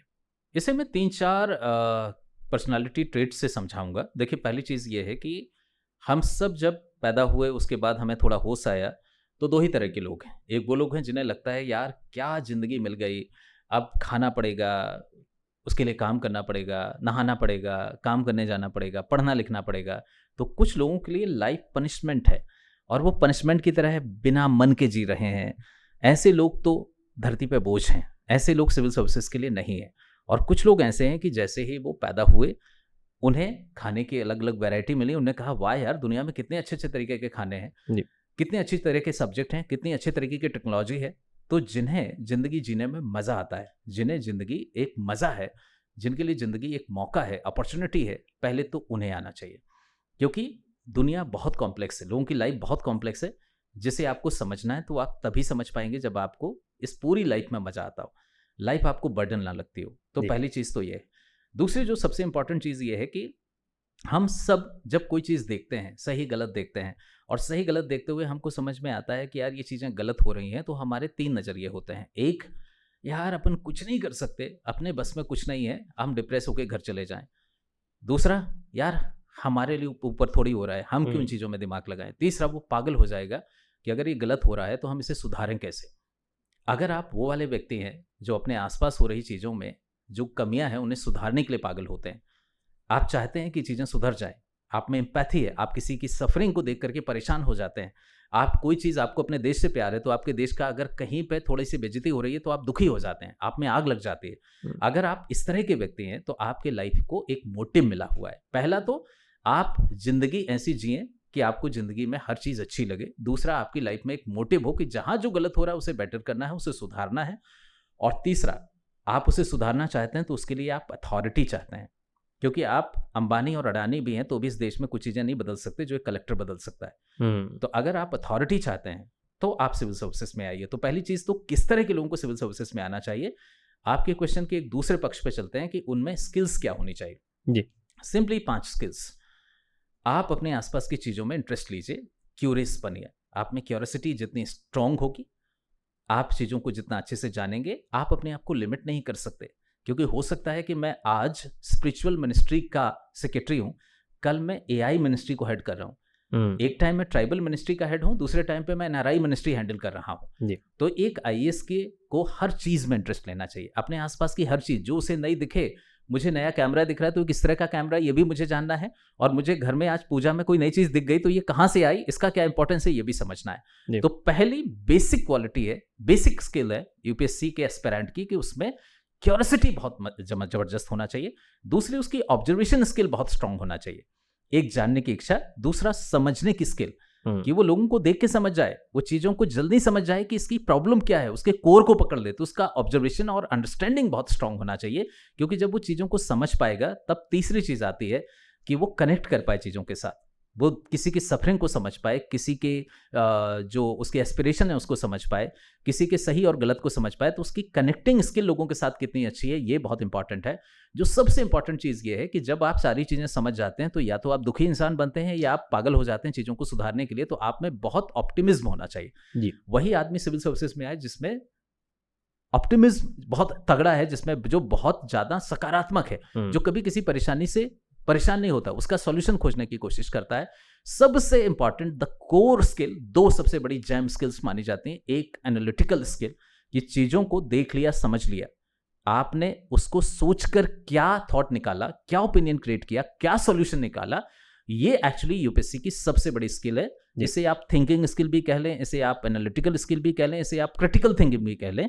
तो वो इंसान जो सोच समझ सकता है वो यूपीएससी में आ जाए।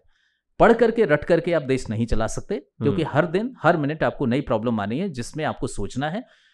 आपको एक तो सोचने की क्षमता हो, दूसरा आप पॉजिटिव तरीके से सोचते हो तो आप में उसका सॉल्यूशन खोजने की क्षमता हो। सबसे बड़ी स्किल मानी जाती है प्रॉब्लम सॉल्विंग स्किल। कोई भी प्रॉब्लम हो, कितनी भी अजीब प्रॉब्लम हो, आपने देखा कोविड आया, हम सब घरों में घुस गए, पर कुछ ब्यूरोक्रेट बैठे थे और ये देख रहे थे कि कोविड स्प्रेड ना हो। जो लोग कोविड में उसमें आ गए उनके लिए हम आइसोलेशन सेंटर बना दें, कैसे हम रेमडेसिविर का इंतजाम करें, कैसे हम वैक्सीनेशन करवाएं। तो वो आदमी सिविल सर्विसेज के लिए ठीक होता है जो मुश्किल से मुश्किल परिस्थितियों का सॉल्यूशन खोज सके, जिसमें कमाल की प्रॉब्लम सॉल्विंग स्किल हो। और जो सबसे इंपॉर्टेंट, प्रॉब्लम सॉल्विंग स्किल में क्रिएटिविटी भी इन्वॉल्व है, क्योंकि आप हर बार पुराने सॉल्यूशन नहीं अप्लाई कर सकते, आपको हर नई प्रॉब्लम के लिए नया सॉल्यूशन खोजना है। तो बहुत सारी स्किल्स हो गई। जो सबसे इंपॉर्टेंट स्किल है वो ये है कि आप सिविल सर्विसेज में जब आप आते हैं तो आपको सब काम खुद नहीं करना है, आपके पीछे हजारों लाखों एम्प्लॉय की टीम होती है और आपको जनता के लिए काम करना है। तो आप जो सोचते हैं उसे आपको जनता को समझाना है, अपनी टीम को मोटिवेट करना है, टीम को लीड करना है। उसके लिए जरूरी है कि आपका एथिकल बेस बहुत मजबूत हो, लोग आप पे भरोसा करें, लोग आपके एक आदेश के लिए अपनी जान दांव पे लगा दें। तो आप में कमाल की लीडरशिप स्किल होना चाहिए, उसके लिए कमाल की कन्विंसिंग स्किल होना चाहिए, उसके लिए कमाल की इंटरपर्सनल स्किल होना चाहिए, कम्युनिकेशन स्किल होना चाहिए, एक्सप्रेशन की स्किल होना चाहिए, थॉट प्रोसेस अच्छा होना चाहिए, प्रॉब्लम सॉल्विंग स्किल अच्छी होनी चाहिए, क्रिएटिविटी बहुत अच्छी होनी चाहिए, ऑब्जर्वेशन बहुत अच्छा होना चाहिए। ये कुछ कोर स्किल्स हैं, अगर ये हैं तो सिविल सर्विसेज में आइए। और ये पूरी परीक्षा केवल इन्हीं स्किल्स को चेक करती है अलग अलग तरीके से। ओके, प्लान बी कितना इंपॉर्टेंट है? क्या यूपीएससी की तैयारी करने के लिए कोई प्लान बी अपने पास होना चाहिए? देखिए, यूपीएससी एक फुल टाइम काम है। हम लोगों में एक अजीब सा डर होता है, डर भी स्वाभाविक है। चलिए मैं आपको एक बड़ी सच्चाई बताता हूँ। यूपीएससी में हर साल औसतन 10 लाख लोग एग्जाम देते हैं जी। सिलेक्शन एक बच्चे का होता है। अगर आप थोड़ा कैलकुलेट करें तो 1000 में से एक स्टूडेंट का सिलेक्शन होता है। मतलब 1000 लोग जो यूपीएससी की तैयारी कर रहे हैं सालों साल, उनमें से एक का होना है, 999 का जीवन में कभी नहीं होना है। तो ये बहुत बड़ी सच्चाई है कि इसमें सिलेक्शन बहुत थोड़े से लोगों का होना है। रिमेनिंग लोगों को कुछ और करना ही पड़ेगा लाइफ में। लेकिन अगर आप इस डर के साथ तैयारी में जाते हैं कि मैं उस 999 में आ सकता हूं, प्रोबेबिलिटी वाइज उसी में आने की संभावना ज्यादा है, क्योंकि 999 में आने की संभावना आपकी ज्यादा है, आप 1000 में से एक होंगे, इसकी प्रोबेबिलिटी कम है। तो अगर आप बहुत प्रैक्टिकल सोचेंगे, प्रोबेबिलिटी रेशियो के हिसाब से देखेंगे, तो आप पहले ही हार जाएंगे और आप इस पे काम करना शुरू कर देंगे कि अगर यूपीएससी नहीं हुआ तो मैं और सेकंड काम क्या कर लूंगा जी। इसी को प्लान बी कहते हैं। अब प्लान बी के 2 तरीके होते हैं। प्लान बी का सबसे अच्छा तरीका होता है कि जब आप, आजकल बच्चों में बड़ा अजीब सा पागलपन है, वो स्कूल से निकलते यूपीएससी की तैयारी करना है, डमी कॉलेज ले लेते हैं, घटिया कॉलेज में एडमिशन ले लेते हैं, कोई ऐसा कोर्स कर लेते हैं जिसमें कोई कैरियर नहीं है। मैं उन्हें स्ट्रांगली कहूंगा कि अगर आप यूपीएससी जैसा गैम्बलिंग करना चाहते हैं, यूपीएससी इज अ गैम्बलिंग, एक जुआ है, अगर आप ये जुआ खेलना चाहते हैं तो पहले घर में कुछ गुंजाइश कर लीजिए, मतलब कम से कम एक ऐसा प्रोफेशनल कोर्स कर लीजिए कि अगर आप यूपीएससी नहीं निकले तो आपको वो कोर्स जिंदगी भर अच्छी जिंदगी अच्छा कैरियर दिला दे। So number 1 plan B, either आप अपने कॉलेज में डेवलप कर लीजिए और अपना ग्रेजुएशन ही ऐसे सब्जेक्ट में कीजिए कि अगर यूपीएससी नहीं निकला तो आप उस सब्जेक्ट में कैरियर बना ले। नंबर 2, अगर अब आपने ग्रेजुएशन कर लिया और यूपीएससी की तैयारी कर रहे हैं तो उस दौरान किसी प्लान बी के बारे में मत सोचिए, क्योंकि अगर आपकी एनर्जी, आपका अटेंशन 1% भी डाइवर्ट हुआ तो आप यूपीएससी कभी नहीं निकाल पाएंगे। यूपीएससी 100% फुल टाइम तैयारी है। आप 24 घंटे यूपीएससी ही जीते हैं, यूपीएससी सोते हैं, यूपीएससी खाते हैं, यूपीएससी ही नहाते हैं। यूपीएससी की तैयारी 100% होती है। तो अगर आप यूपीएससी की तैयारी जब कर रहे हैं 2 साल 3 साल 4 साल, तब प्लान बी का थॉट ही आना पाप है जी। अगर आपने कॉलेज अच्छी जगह से नहीं किया और आपके पास प्लान बी रेडी नहीं है, तो जब आपका यूपीएससी अटेम्प्ट खत्म हो जाए उसके बाद किसी अच्छे कॉलेज में जाकर के प्रॉपरली ढंग के कॉलेज में एडमिशन लीजिए, कैट करिए, अच्छा सा पीजी प्रोग्राम कर लीजिए, एमबीए कर लीजिए, लॉ कर लीजिए और वहां जाकर के प्रॉपर अच्छे कैंपस में जाकर के अच्छी लर्निंग लीजिए जो टाइम के हिसाब से सही लर्निंग हो और उसके बाद उस फील्ड में करियर बनाइए। तो आइडियली प्लान बी या तो कॉलेज में तैयार कर लीजिए या यूपीएससी खत्म होने के बाद किसी अच्छे कॉलेज में जाके तैयार करिए। प्लान बी को लेके लोगों के बड़े कंफ्यूजन होते हैं, वो यूपीएससी दे रहे हैं, नहीं होगा तो साथ साथ वो एसएससी देते जाते हैं कि मैं या तो राजा बनूंगा, राजा नहीं बना तो चपरासी बन जाऊंगा, तो पक्का तुम्हें चपरासी ही बनना है और चपरासी भी नहीं बन पाओगे। तो प्लान बी या तो ग्रेजुएशन में या यूपीएससी खत्म करने के बाद किसी अच्छे पीजी कोर्स में, बीच में प्लान बी नहीं आना चाहिए। सर, ऑप्शनल चूज करते हुए मैक्सिमम स्टूडेंट दिल की सुन लेते हैं, कैलकुलेशंस बहुत ज़्यादा इंपॉर्टेंट है इसके लिए, तो किन चीज़ों का ध्यान रखना चाहिए जब आप ऑप्शनल चूज कर रहे हैं? देखिए, ऑप्शनल सब्जेक्ट का जो कॉन्सेप्ट है वो इसलिए डाला गया है कि आप किस सब्जेक्ट में या किस भी फील्ड में आपको बहुत मज़ा आता है, आपको उसमें सोचने में बहुत मज़ा आता है, आपके पास कुछ इस तरह के थॉट हैं जो किसी और के पास नहीं है, तो पहली तो कंडीशन यही होती है कि ऐसा सब्जेक्ट आपको चुनना चाहिए जिसमें आपको पढ़ने में बहुत मज़ा आता हो, क्योंकि अगर आपको पढ़ने में मज़ा नहीं आता है, आप उसे काम की तरह लेंगे तो ऑप्शनल आपको बहुत महंगा पड़ जाएगा। दूसरा ये है कि आपके ऑब्जर्वेशन कुछ डिफरेंट हो, आपके कंक्लूजन कुछ डिफरेंट हो, आपके थॉट प्रोसेस कुछ डिफरेंट हो, तो आप कुछ ऐसा ढूंढ पाएं जो बाकी लोग अब तक उस सब्जेक्ट में नहीं ढूंढ पाए। आजकल बच्चे ऑप्शनल इस आधार पे चुन लेते हैं कि मेरा कॉलेज में कौन सा सब्जेक्ट था उसी को ऑप्शनल बना लेता हूँ। कुछ लोग इस आधार पे चुन लेते हैं कि टॉपर ने कौन सा ऑप्शनल सब्जेक्ट लिया था, एक ऑप्शनल से एक ही टॉपर निकलता है, दूसरा नहीं निकलेगा। फिर कुछ लोग इस आधार पे भी चुन लेते हैं कि कौन सा टीचर हमें आसानी से ऑप्शनल तैयार करा सकता है। विश्वास मानिए, ऑप्शनल में वही बच्चा सेलेक्ट होगा जिसके पास ऑप्शनल में अलग दृष्टि हो, अलग नजरिया हो, कुछ अलग हो जो बाकी किसी के पास नहीं है। तो उस सब्जेक्ट को चुनिए जिसमें आपको पढ़ने में बहुत मजा आए और जिस सब्जेक्ट में आपको कुछ अलग पता हो, कुछ अलग सोचने का नजरिया आपके पास हो, जिसमें आप कुछ अलग कर पाए, उसी सब्जेक्ट को आपको ऑप्शनल की तरह चुनना चाहिए। एक और बड़ा सवाल है, 1 साल की तैयारी और 3 साल की प्लानिंग, बेटर क्या है? देखिए, यूपीएससी की तैयारी को मैं हमेशा कहता हूं कि 1 साल में ही करना चाहिए। उसका बड़ा कारण यह है कि देखिए, सबसे बड़ी चीज़ ये होती है कि ये चीज़ें इंटर रिलेटेड हैं। आज मैंने ये समझने की कोशिश की कि इंडिया की स्पेस के चैलेंजेस क्या हैं। आज मैंने स्पेस के चैलेंजेस आज की तारीख में समझे और स्पेस प्रोग्राम्स जितने चल रहे हैं उसको हमने उसी के साथ जोड़ लिया, तो मेरी समझ हो गई, स्पेस की डेवलप हो गई। अब जो भी चीज़ें आएंगी मैं उसमें ऐड ऑन करता जाऊंगा। पर अगर मैंने स्पेस का बैकग्राउंड आज पढ़ा और 2 साल बाद उसके स्पेस प्रोग्राम पढ़े तो दोनों के बीच का कनेक्शन ही खत्म हो गया। तो मैं ये चीज़ कहूँगा कि यूपीएससी की तैयारी 3 साल नहीं 1 साल में करना चाहिए और उसे भी कंप्लीट प्रोसेस करना चाहिए। प्रोसेस भी कई होते हैं यूपीएससी के। मान लीजिए किसी विषय को नॉर्मली यूपीएससी की तैयारी के 5 लेयर होते हैं। थोड़ा समझें, अगर एक लेयर हम देखें तो मान लीजिए उसमें एक विषय है हिस्ट्री, मुझे इंटरेस्ट नहीं है तो पहला लेयर तो मुझे हिस्ट्री में इंटरेस्ट डेवलप करना पड़ेगा। तो यूपीएससी के सारे विषयों में पहले आपको इंटरेस्ट डेवलप करना है, फिर आपको उसकी पूरी समझ डेवलप करना है, मतलब उसकी डिटेलिंग करना है, दैट्स टू कॉन्सेप्चुअल डिटेलिंग करना है। जब आप कॉन्सेप्चुअल डिटेलिंग कर गए फिर आपको उस सब्जेक्ट का आज का सिनेरियो समझना है, कंटेम्प्रेरी सिनेरियो समझना है कि मैं समझ तो गया कि बैंकिंग कैसे काम करती है पर आज बैंक्स क्या कर रहे हैं ये मुझे समझ में आ जाए।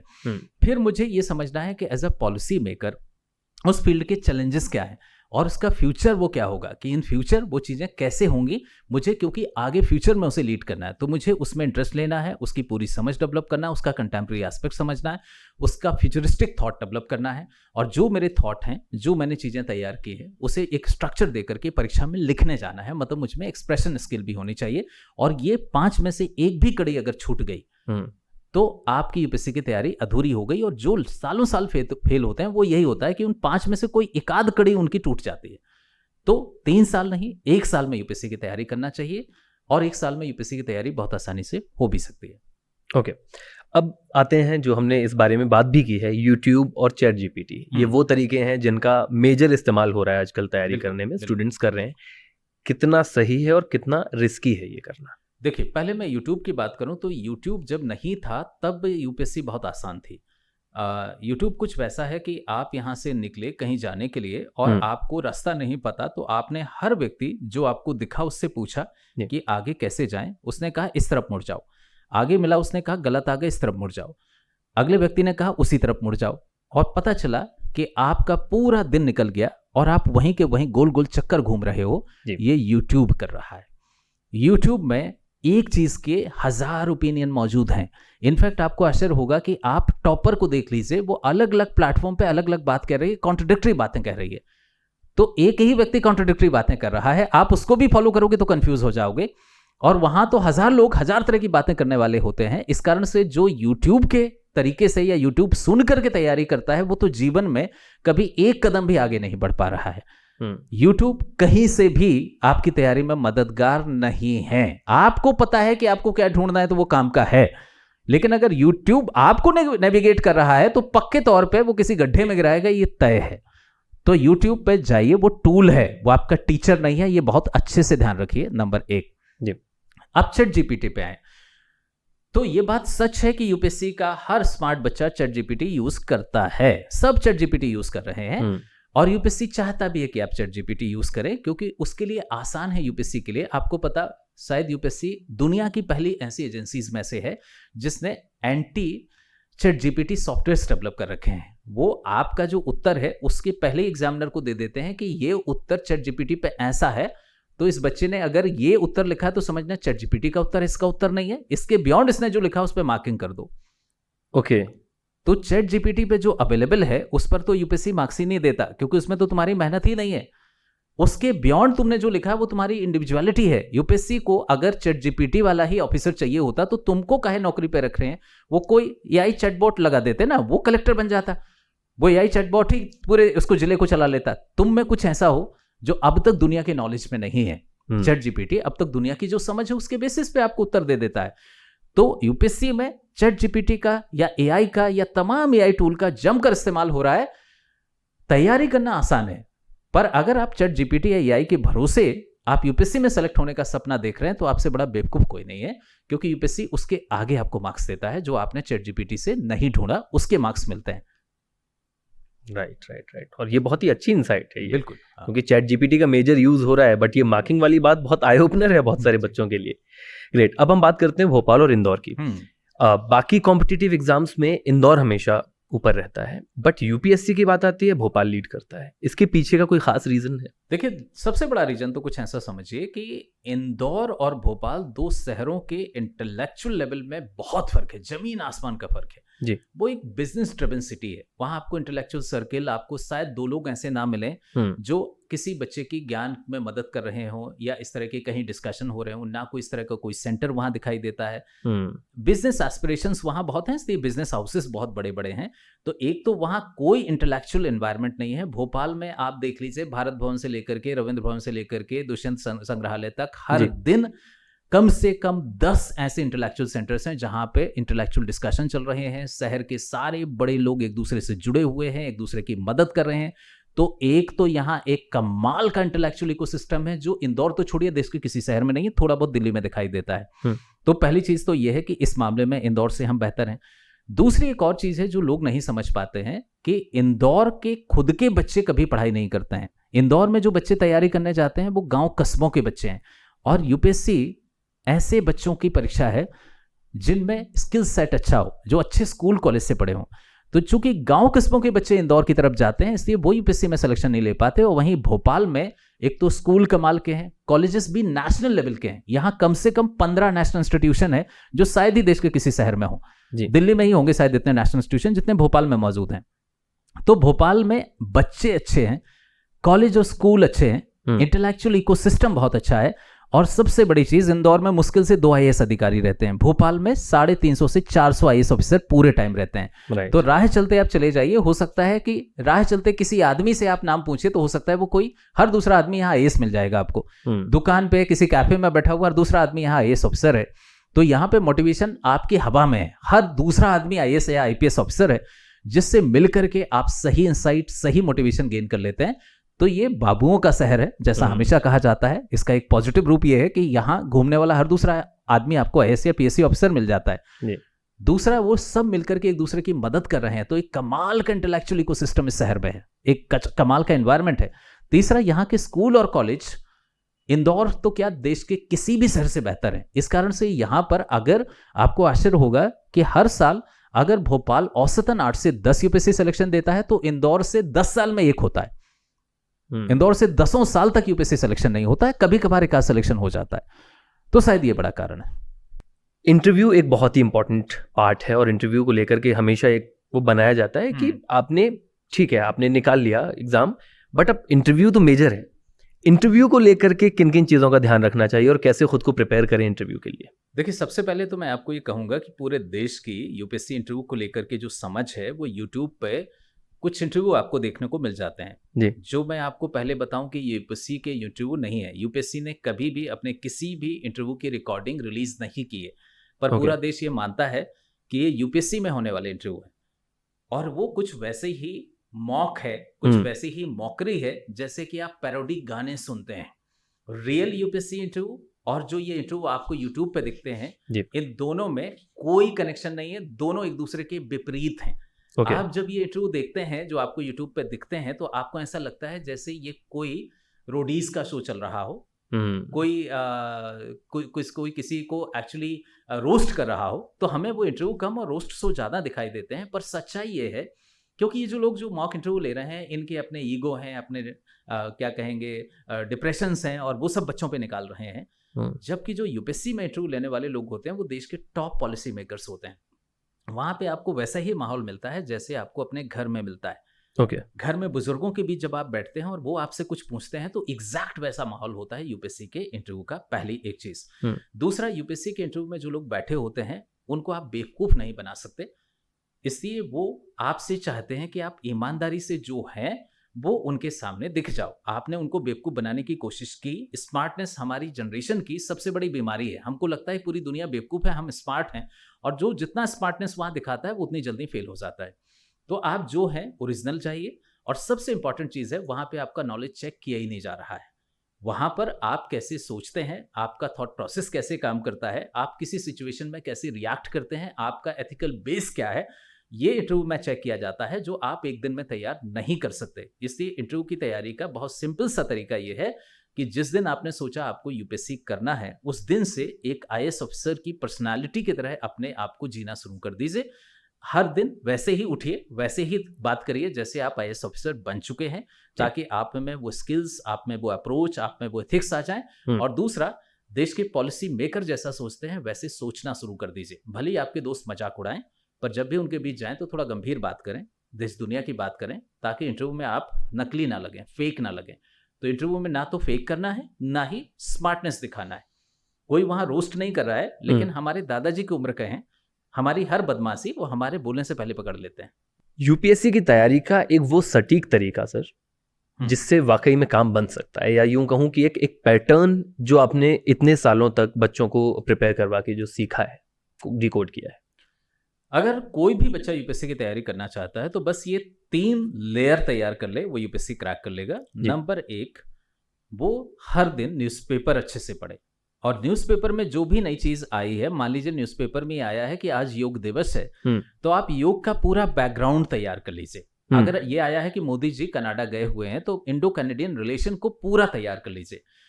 तो एक न्यूज़पेपर अच्छे से पढ़िए और न्यूज़पेपर में जो भी चीज आप सुनिए उसे पूरा जान लीजिए। ये पहली चीज है। और जानना पर्याप्त नहीं है, जान करके उसे एक स्ट्रक्चर दे दीजिए, उसे 10 पॉइंट में लिख लीजिए, ताकि जब कभी लिखने के लिए कहा जाए, बोलने के लिए कहा जाए, तो आपको उस विषय पर 10 पॉइंट पता हो। तो एक होता है 10 पॉइंटर वेपन। अगर आपके पास हर एक मुद्दा जो दुनिया में है उसका 10 पॉइंटर हथियार है, ब्रह्मास्त्र है, तो यूपीएससी की आधी तैयारी तो यही हो गई। एक दूसरा होता है कि जब भी आप तैयारी शुरू करें, मतलब जब भी आप तैयारी शुरू करें, कोर्स 6-7 ही सब्जेक्ट हैं, हर सब्जेक्ट की केवल एक किताब खरीदें, नोट्स नहीं, किताब खरीदें, और उस किताब को आराम से पढ़ करके समझना शुरू करें। आपने एक किताब को 1 महीने दिया, 2 महीने दिया, लग जाने दीजिए, लेकिन वो विषय ऐसे समझ लीजिए कि आपको कोई नींद में उठाए तो आप उसे समझा सकें जी। कोई विषय आपको समझ में आया, उसका सबसे अच्छा तरीका यही है कि बिना तैयारी के आप किसी और को समझा पाते हैं, रैंडम आदमी को या नहीं। तो पहला है कि न्यूज़पेपर रोज पढ़िए, नए मुद्दे को 10 पॉइंटर वेपन में कन्वर्ट करिए। नंबर 2, स्टैंडर्ड किताब को पूरा पढ़िए, एक एक लाइन को समझ लीजिए, और समझ में आया इसका सबसे बड़ा प्रमाण यह है कि आप उसे दूसरे को समझा पा रहे हैं बिना तैयारी के या नहीं जी। यूपीएससी में कहा जाता है कि बहुत नहीं पढ़िए, एक सब्जेक्ट की एक किताब पढ़िए पर उसे 20 बार पढ़िए। ताकि आप ये तक जान जाएं कि यहाँ पे प्रिंटिंग मिस्टेक था, यहाँ पर ये कॉन्सेप्ट यहाँ पे मामूली सा गलत हो गया था, इस लेवल की आपकी समझ हो जाए। और तीसरा, ये परीक्षा एप्लीकेशन की परीक्षा है, तो जब आप जो जान जाएं, जैसे मान लीजिए कि मुझे पता चल गया है सब कुछ कि मध्य प्रदेश की योग नीति क्या है जी, अब कोई पत्रकार वार्ता में चले जाइए और पत्रकारों को बोलिए कि आप जो सवाल पूछ सकते हैं पूछिए, मैं हर चीज का जवाब दूंगा। मतलब आपका जो नॉलेज है उसे हर तरीके के प्रश्न में आप अप्लाई करने की प्रैक्टिस करिए, और वो तभी संभव है जब आप परीक्षा से पहले 100 परीक्षाएं देते हैं। मतलब आपको प्रीलिम्स देना है तो उससे पहले 100 प्रीलिम्स टेस्ट दे दें, मेंस देना है तो उससे पहले 100 मेंस के टेस्ट दे दें। तो बस 3 स्तर हैं। रोज अखबार पढ़िए और उसे 10 पॉइंटर, हर मुद्दे को 10 पॉइंटर वेपन में कन्वर्ट करिए। दूसरा, हर सब्जेक्ट की एक स्टैंडर्ड किताब पूरी समझिए, ऐसी जिसे आप उसे दूसरे को समझा सकें और जिंदगी में कभी ना भूले। बुढ़ापे में 40 साल बाद भी कोई आपसे वो टॉपिक पूछे तो आप एज इट इज उसे समझा सकें। और तीसरा, आपने जो चीज समझी है उसे अप्लाई करने के लिए उसके हर तरीके के प्रश्नों की प्रैक्टिस करिए। 1:100 इज द कोर, कि भैया एक परीक्षा देना तो उस जैसी 100 परीक्षाएं पहले दे के देख लो, तो आपके फेल होने की कोई संभावना नहीं। और ये सब एक साल में किया जा सकता है। ग्रेट। एमपी यूपीएससी के फील्ड में अगर हम बात करें, आपकी तरफ से कोई ऐसा सजेशन जिससे हमारी जो पोजीशन है वो थोड़ी बेटर हो, हमारे यहाँ से और ज़्यादा सिलेक्शन हो? आपको पता वेद जी, पूरे देश में इसके लिए पागलपन है स्टेट गवर्नमेंट्स में कि हमारा हिस्सा बढ़े सिविल सर्विसेज में जी। क्योंकि सोचिए जरा कि अगर मध्य प्रदेश को ज्यादा बजट चाहिए और केंद्र के बजट विभाग में सारे मध्य प्रदेश के अधिकारी बैठे हुए हैं, तो हमारी बात तो वैसे ही वहां पहुंच गई। तो हर राज्य चाहता है कि इन सेवाओं में, सिविल सर्विसेज में मध्य प्रदेश का हिस्सा बढ़े, उत्तर प्रदेश का हिस्सा बढ़े, हर राज्य ये चाहता है। उसके लिए लोग इतनी कोशिशें करते हैं। कैन यू इमेजिन, कई स्टेट हैं जो, जैसे गुजरात है, वहां से आईएएस कम निकलते थे, तो मोदी जी ने एक प्लान शुरू किया, पूरे गुजरात के बच्चों का एक टैलेंट हंट करते थे, 100 बच्चे ढूंढते थे, उन बच्चों को देश के बेहतरीन कोचिंग टीचर्स उठाते थे, एक हॉस्टल में रखते थे, साल भर पढ़ाते थे, 100 में से 30 बच्चे निकल जाते थे। ये काम जैन कम्युनिटी ने किया। जैन कम्युनिटी का एक जीतो करके सेंटर चलता है, तो पूरे देश के जैन बच्चों को उठाते हैं और पूरे देश के जैन अधिकारी उन्हें पढ़ाते हैं, जैन इंडस्ट्रियलिस्ट उनको पैसा देते हैं। और हालत ये होता है कि कुछ कुछ सालों में तो यूपीएससी जैन पीएससी लगने लगता है, कि जैन पब्लिक सर्विस कमीशन, इतने बच्चे सेलेक्ट होते हैं उनके। तो हर समाज चाहता है, हर धर्म चाहता है जी। मुस्लिम कम्युनिटी के लोग, एक रेसिडेंशियल कोचिंग एकेडमी है जामिया में, उसमें पूरे देश के मुस्लिम्स बच्चे ढूंढे जाते हैं, उन्हें ट्रेन किया जाता है और हर साल 20-25 बच्चे सेलेक्ट हो रहे हैं। तो हर धर्म चाहता है कि उसके लोग ज्यादा हों, हर जाति चाहती है उसके लोग ज्यादा हों, हर स्टेट चाहता है उसके लोग ज्यादा हों। और कई स्टेट, नॉर्थ ईस्ट के स्टेट ऐसे हैं कि अगर आप यूपीएससी की तैयारी करना चाहते हैं तो वो दिल्ली में आपको रहने के लिए फ्री हॉस्टल देते हैं, कोचिंग की फीस देते हैं, आप रहो और कोचिंग करो, क्योंकि अगर आप सेलेक्ट हो गए तो हमारा स्टेट मजबूत हो गया सेंटर में। मध्य प्रदेश में अनफॉर्चुनेटली अब तक ऐसी कोई सीरियस कोशिश नहीं की गई, कोई भी सीरियस कोशिश नहीं की गई। मध्य प्रदेश करता ही है कि जब यूपीएससी का रिजल्ट आता है तो कोई भी बच्चा जिसका मध्य प्रदेश से कोई कनेक्शन होगा, वो कभी मध्य प्रदेश में 2 दिन रुका था, तो उसको मध्य प्रदेश मान करके उसे हम सम्मानित कर देते हैं। पर उनके सिलेक्शन में मध्य प्रदेश सरकार का, मध्य प्रदेश का कोई योगदान नहीं है। मध्य प्रदेश को एक एम्बिशियस स्टेट की तरह इस काम को आगे बढ़ाना चाहिए। मध्य प्रदेश का बेहतरीन बच्चा सेलेक्ट करिए, एक अच्छा रेसिडेंशियल सेंटर बनाइए, देश के बेहतरीन ट्यूटर्स को हायर करिए और उन बच्चों को वो जरूरी सुविधाएं दीजिए कि वो 100 में से 100 बच्चे सिलेक्शन ले जाएं। अगर देश के सेवाओं में 10% मध्य प्रदेश के लोग होंगे तो मध्य प्रदेश के इंटरेस्ट, मध्य प्रदेश की चीजों को कहीं कोई नुकसान नहीं पहुंचा पाएगा।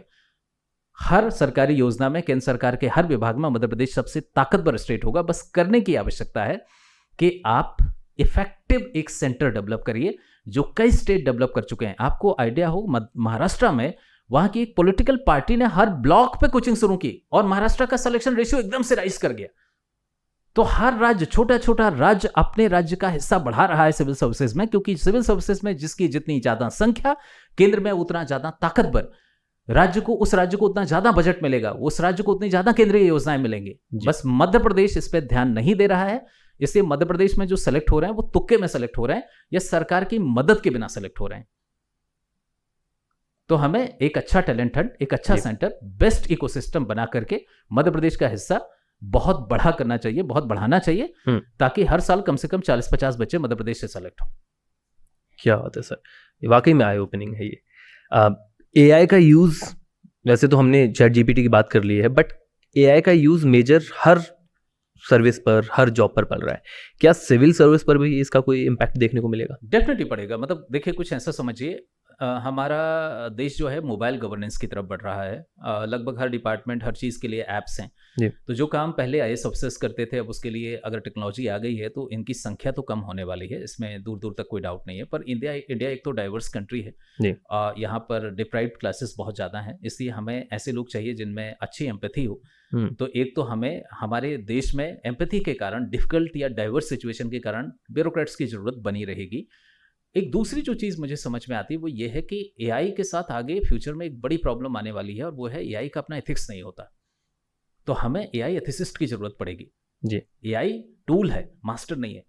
तो एआई एक टाइम के बाद हमारे लिए प्रॉब्लम क्रिएट करेगा, इसलिए हमें ऐसे लोगों की बहुत ज़रूरत पड़ने वाली है एडमिनिस्ट्रेशन में। मतलब आईएएस की नौकरियां कम नहीं होंगी, बाकी हर सेक्टर में एआई से जॉब्स कम होंगे, यहाँ एआई के कारण जॉब्स बढ़ेंगे, क्योंकि एआई जैसे जैसे इंटीग्रेट होगा हमारे एडमिनिस्ट्रेशन में, उसे करेक्ट करने वाले, उसको सही एथिक्स देने वाले, उसमें सही एम्पैथी डालने वाले बहुत अच्छे लोगों की ज़रूरत पड़ेगी, बड़े ऑफिसर्स की ज़रूरत पड़ेगी। लेकिन वो वही ऑफिसर होंगे जो एआई से आगे हो, जिनमें इंडिविजुअलिटी हो, जिनमें चीज़ों को देखने का अलग नज़रिया हो। ये सब कैसे आएगा? वो ऐसा व्यक्ति हो जो अलग पढ़ता हो, अलग किताबें पढ़ता हो, अलग तरीके से सोचता हो, अलग तरीके से दुनिया को देखता हो।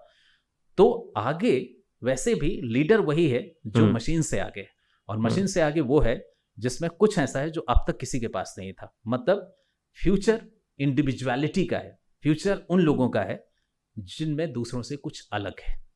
जिनमें होगा उनके लिए यूपीएससी में ऑप्शंस बने रहेंगे, और मुझे ऐसा लगता है एआई आने से यूपीएससी में जॉब्स और बढ़ेंगे, ज़्यादा आएंगे। ग्रेट। एक लास्ट सवाल सर, जेनजी एक ऐसी जनरेशन जिसको लोग जॉब देने से बच रहे हैं, जिसको उतना ज़्यादा सीरियस जनरेशन नहीं माना जा रहा है, तो जेनजी भी क्या यूपीएससी को उतनी ही शिद्दत के साथ कर रहे हैं? और आपको लगता है कि क्या जेनजी को ज़्यादा यूपीएससी की तैयारी करनी चाहिए? देखिए, पहली तो सच्चाई ये है कि हर जनरेशन को देश को लीड करने का मौका मिलेगा। ये थोड़ा दुर्भाग्य की बात है कि जब हम सबसे ज़्यादा एस्पिरेशनल देश हैं, हम अपने 100वें साल में जब पहुंचेंगे 2047 तक, तो हमारे देश की लीडरशिप जेनजी के हाथ में ही होगी। और उसी समय हम दुनिया की सबसे बड़ी इकॉनमी बनने का ख्वाब पाले बैठे हैं, हम विकसित भारत का ख्वाब पाले बैठे हैं, हम विश्व गुरु का ख्वाब पाले बैठे हैं, और दुनिया में जिस तरह की सिचुएशंस हैं उसके हिसाब से हम दुनिया के थानेदार भी बनने वाले हैं। तो हम technology, finance, knowledge, politics, diplomacy, हर चीज़ की लीडरशिप हमारे हाथ में आने ही वाली है, और उसे चलाने वाली जो जनरेशन है वो जेनजी होगी जी। और दुर्भाग्य ये है कि जेनजी जो है चाइना में एक लाइंग फ्लैट जनरेशन या रेट पीपल जनरेशन कहा जा रहा है। एक ऐसी जनरेशन है जेनजी जो कुछ भी खाने को दे दो वो खा लेंगे, उनकी कोई एस्पिरेशन नहीं है, कहीं भी रहने के लिए दे दो वो रहे आएंगे, पड़े रहेंगे, पर उनसे मेहनत नहीं हो पाएगी। तो एक ऐसी जनरेशन है जिसमें एस्पिरेशन ही नहीं है, जिसमें सपने ही नहीं है। जेनजी की 4 बड़ी प्रॉब्लम जो मुझे ऐसा लगता है इस देश के लिए बहुत नुकसानदायक होंगी। पहली, उनके कोई सपने नहीं होते, उन्हें कुछ नहीं चाहिए, जितना मिल रहा है उतने में वो खुश हैं। दूसरा, अगर एकाध कोई सपना देख भी ले तो उसका पहला स्टेप नहीं उठा पाता। उसने तय किया कि उसे फिटनेस को इंपॉर्टेंस देना है, पर एक दिन वो जिम नहीं जा पाया, 1 साल से सोच रहा है, पर वो दिन नहीं आया जब वो जिम चला जाए और अपनी फिटनेस पे ध्यान दे दे। तीसरा, अगर वो एकाध दिन चला भी जाए तो वो काम वो 4 दिन लगातार नहीं कर सकता। ये कहा जाता है कि अगर कोई जेनजी 4 दिन एक काम लगातार कर ले तो वो अपनी पीढ़ी का लीडर है। लगातार 4 दिन उससे कोई काम नहीं होता, मतलब कंसिस्टेंसी नहीं उसमें है ही नहीं, उसके हार्डवेयर में मिसिंग है, कंसिस्टेंसी तो है ही नहीं उसके अंदर। और चौथा जो सबसे बड़ी प्रॉब्लम है वो ये है कि कोई डिफिकल्ट चीज वो फेस ही नहीं करना चाहता। ऐसी कोई भी चीज जो उसे कमतर दिखाती हो, जो उसे कमजोर दिखाती हो, वो उसे ही रिजेक्ट कर देता है, बहुत जजमेंटल होता है, उसके हिसाब से चीज गलत है, ये चीज खराब है। तो ऐसी कंडीशन में थोड़ा तो चिंता की बात है कि इसके हाथ में विश्वगुरु भारत, महाशक्ति भारत की कमान आने वाली है। मैं ये कहूंगा कि एक टाइम के बाद हमें कुछ ऐसे नशा मुक्ति केंद्र बनाने चाहिए जहां पर उन्हें किताबें पढ़ाई जाएं जो उन्होंने कभी नहीं पढ़ी, जहां उन्हें लिखना सिखाया जाए, जहां उन्हें बोलना सिखाया जाए, जहां उन्हें सोचना सिखाया जाए, पूरे शब्द बोलने सिखाए जाए, शब्द बोलने सिखाया जाए, उनकी लैंग्वेज ठीक की जाए, क्योंकि चाहे ना चाहे देश की कमान इन्हीं के हाथ में आने वाली है। राइट। तो इन्हें डेफिनेटली करना चाहिए और हमें सीरियसली इन पर काम करना चाहिए, क्योंकि ये देश का सबसे कीमती संसाधन है। आप बिल्डिंग बना लोगे, आप इकोनॉमी बना लोगे, लेकिन अगर उसे चलाने वाला उस लायक नहीं होगा तो ये सारी चीज़ें बेकार हो जाएंगी। तो सरकार को बहुत सीरियसली, सोसाइटी को बहुत सीरियसली, हम सबको, जो हम थोड़ा सा उससे पहले वाली जनरेशन है, हमको सीरियसली इस जनरेशन को ट्रेन करना चाहिए ताकि देश को संभालने लायक हो जाए। ना मोदी जी जिंदगी भर देश को संभाल सकते हैं, ना हम। जनरेशनल शिफ्ट चेंज आना है। और चिंता की बात यह है कि देश जब सबसे ताकतवर होगा, जब दुनिया हमारी तरफ देख रही होगी, तब देश की कमान जनजी के हाथ में होगी। बिल्कुल। Thank you so much sir. बहुत सारी इंसाइट्स हमको पता चली, बहुत कुछ हमको पता चला कि क्या करना चाहिए, क्या नहीं करना चाहिए। और वैसे भी यूपीएससी एक ऐसा समंदर है, इसमें जितना जानो उतना ही कम है। बट काफ़ी हद तक बहुत सारे डाउट्स क्लियर होंगे आई एम श्योर इस पॉडकास्ट से बहुत सारे बच्चों के। बहुत बहुत शुक्रिया। Thank you so much Ved. Thank you.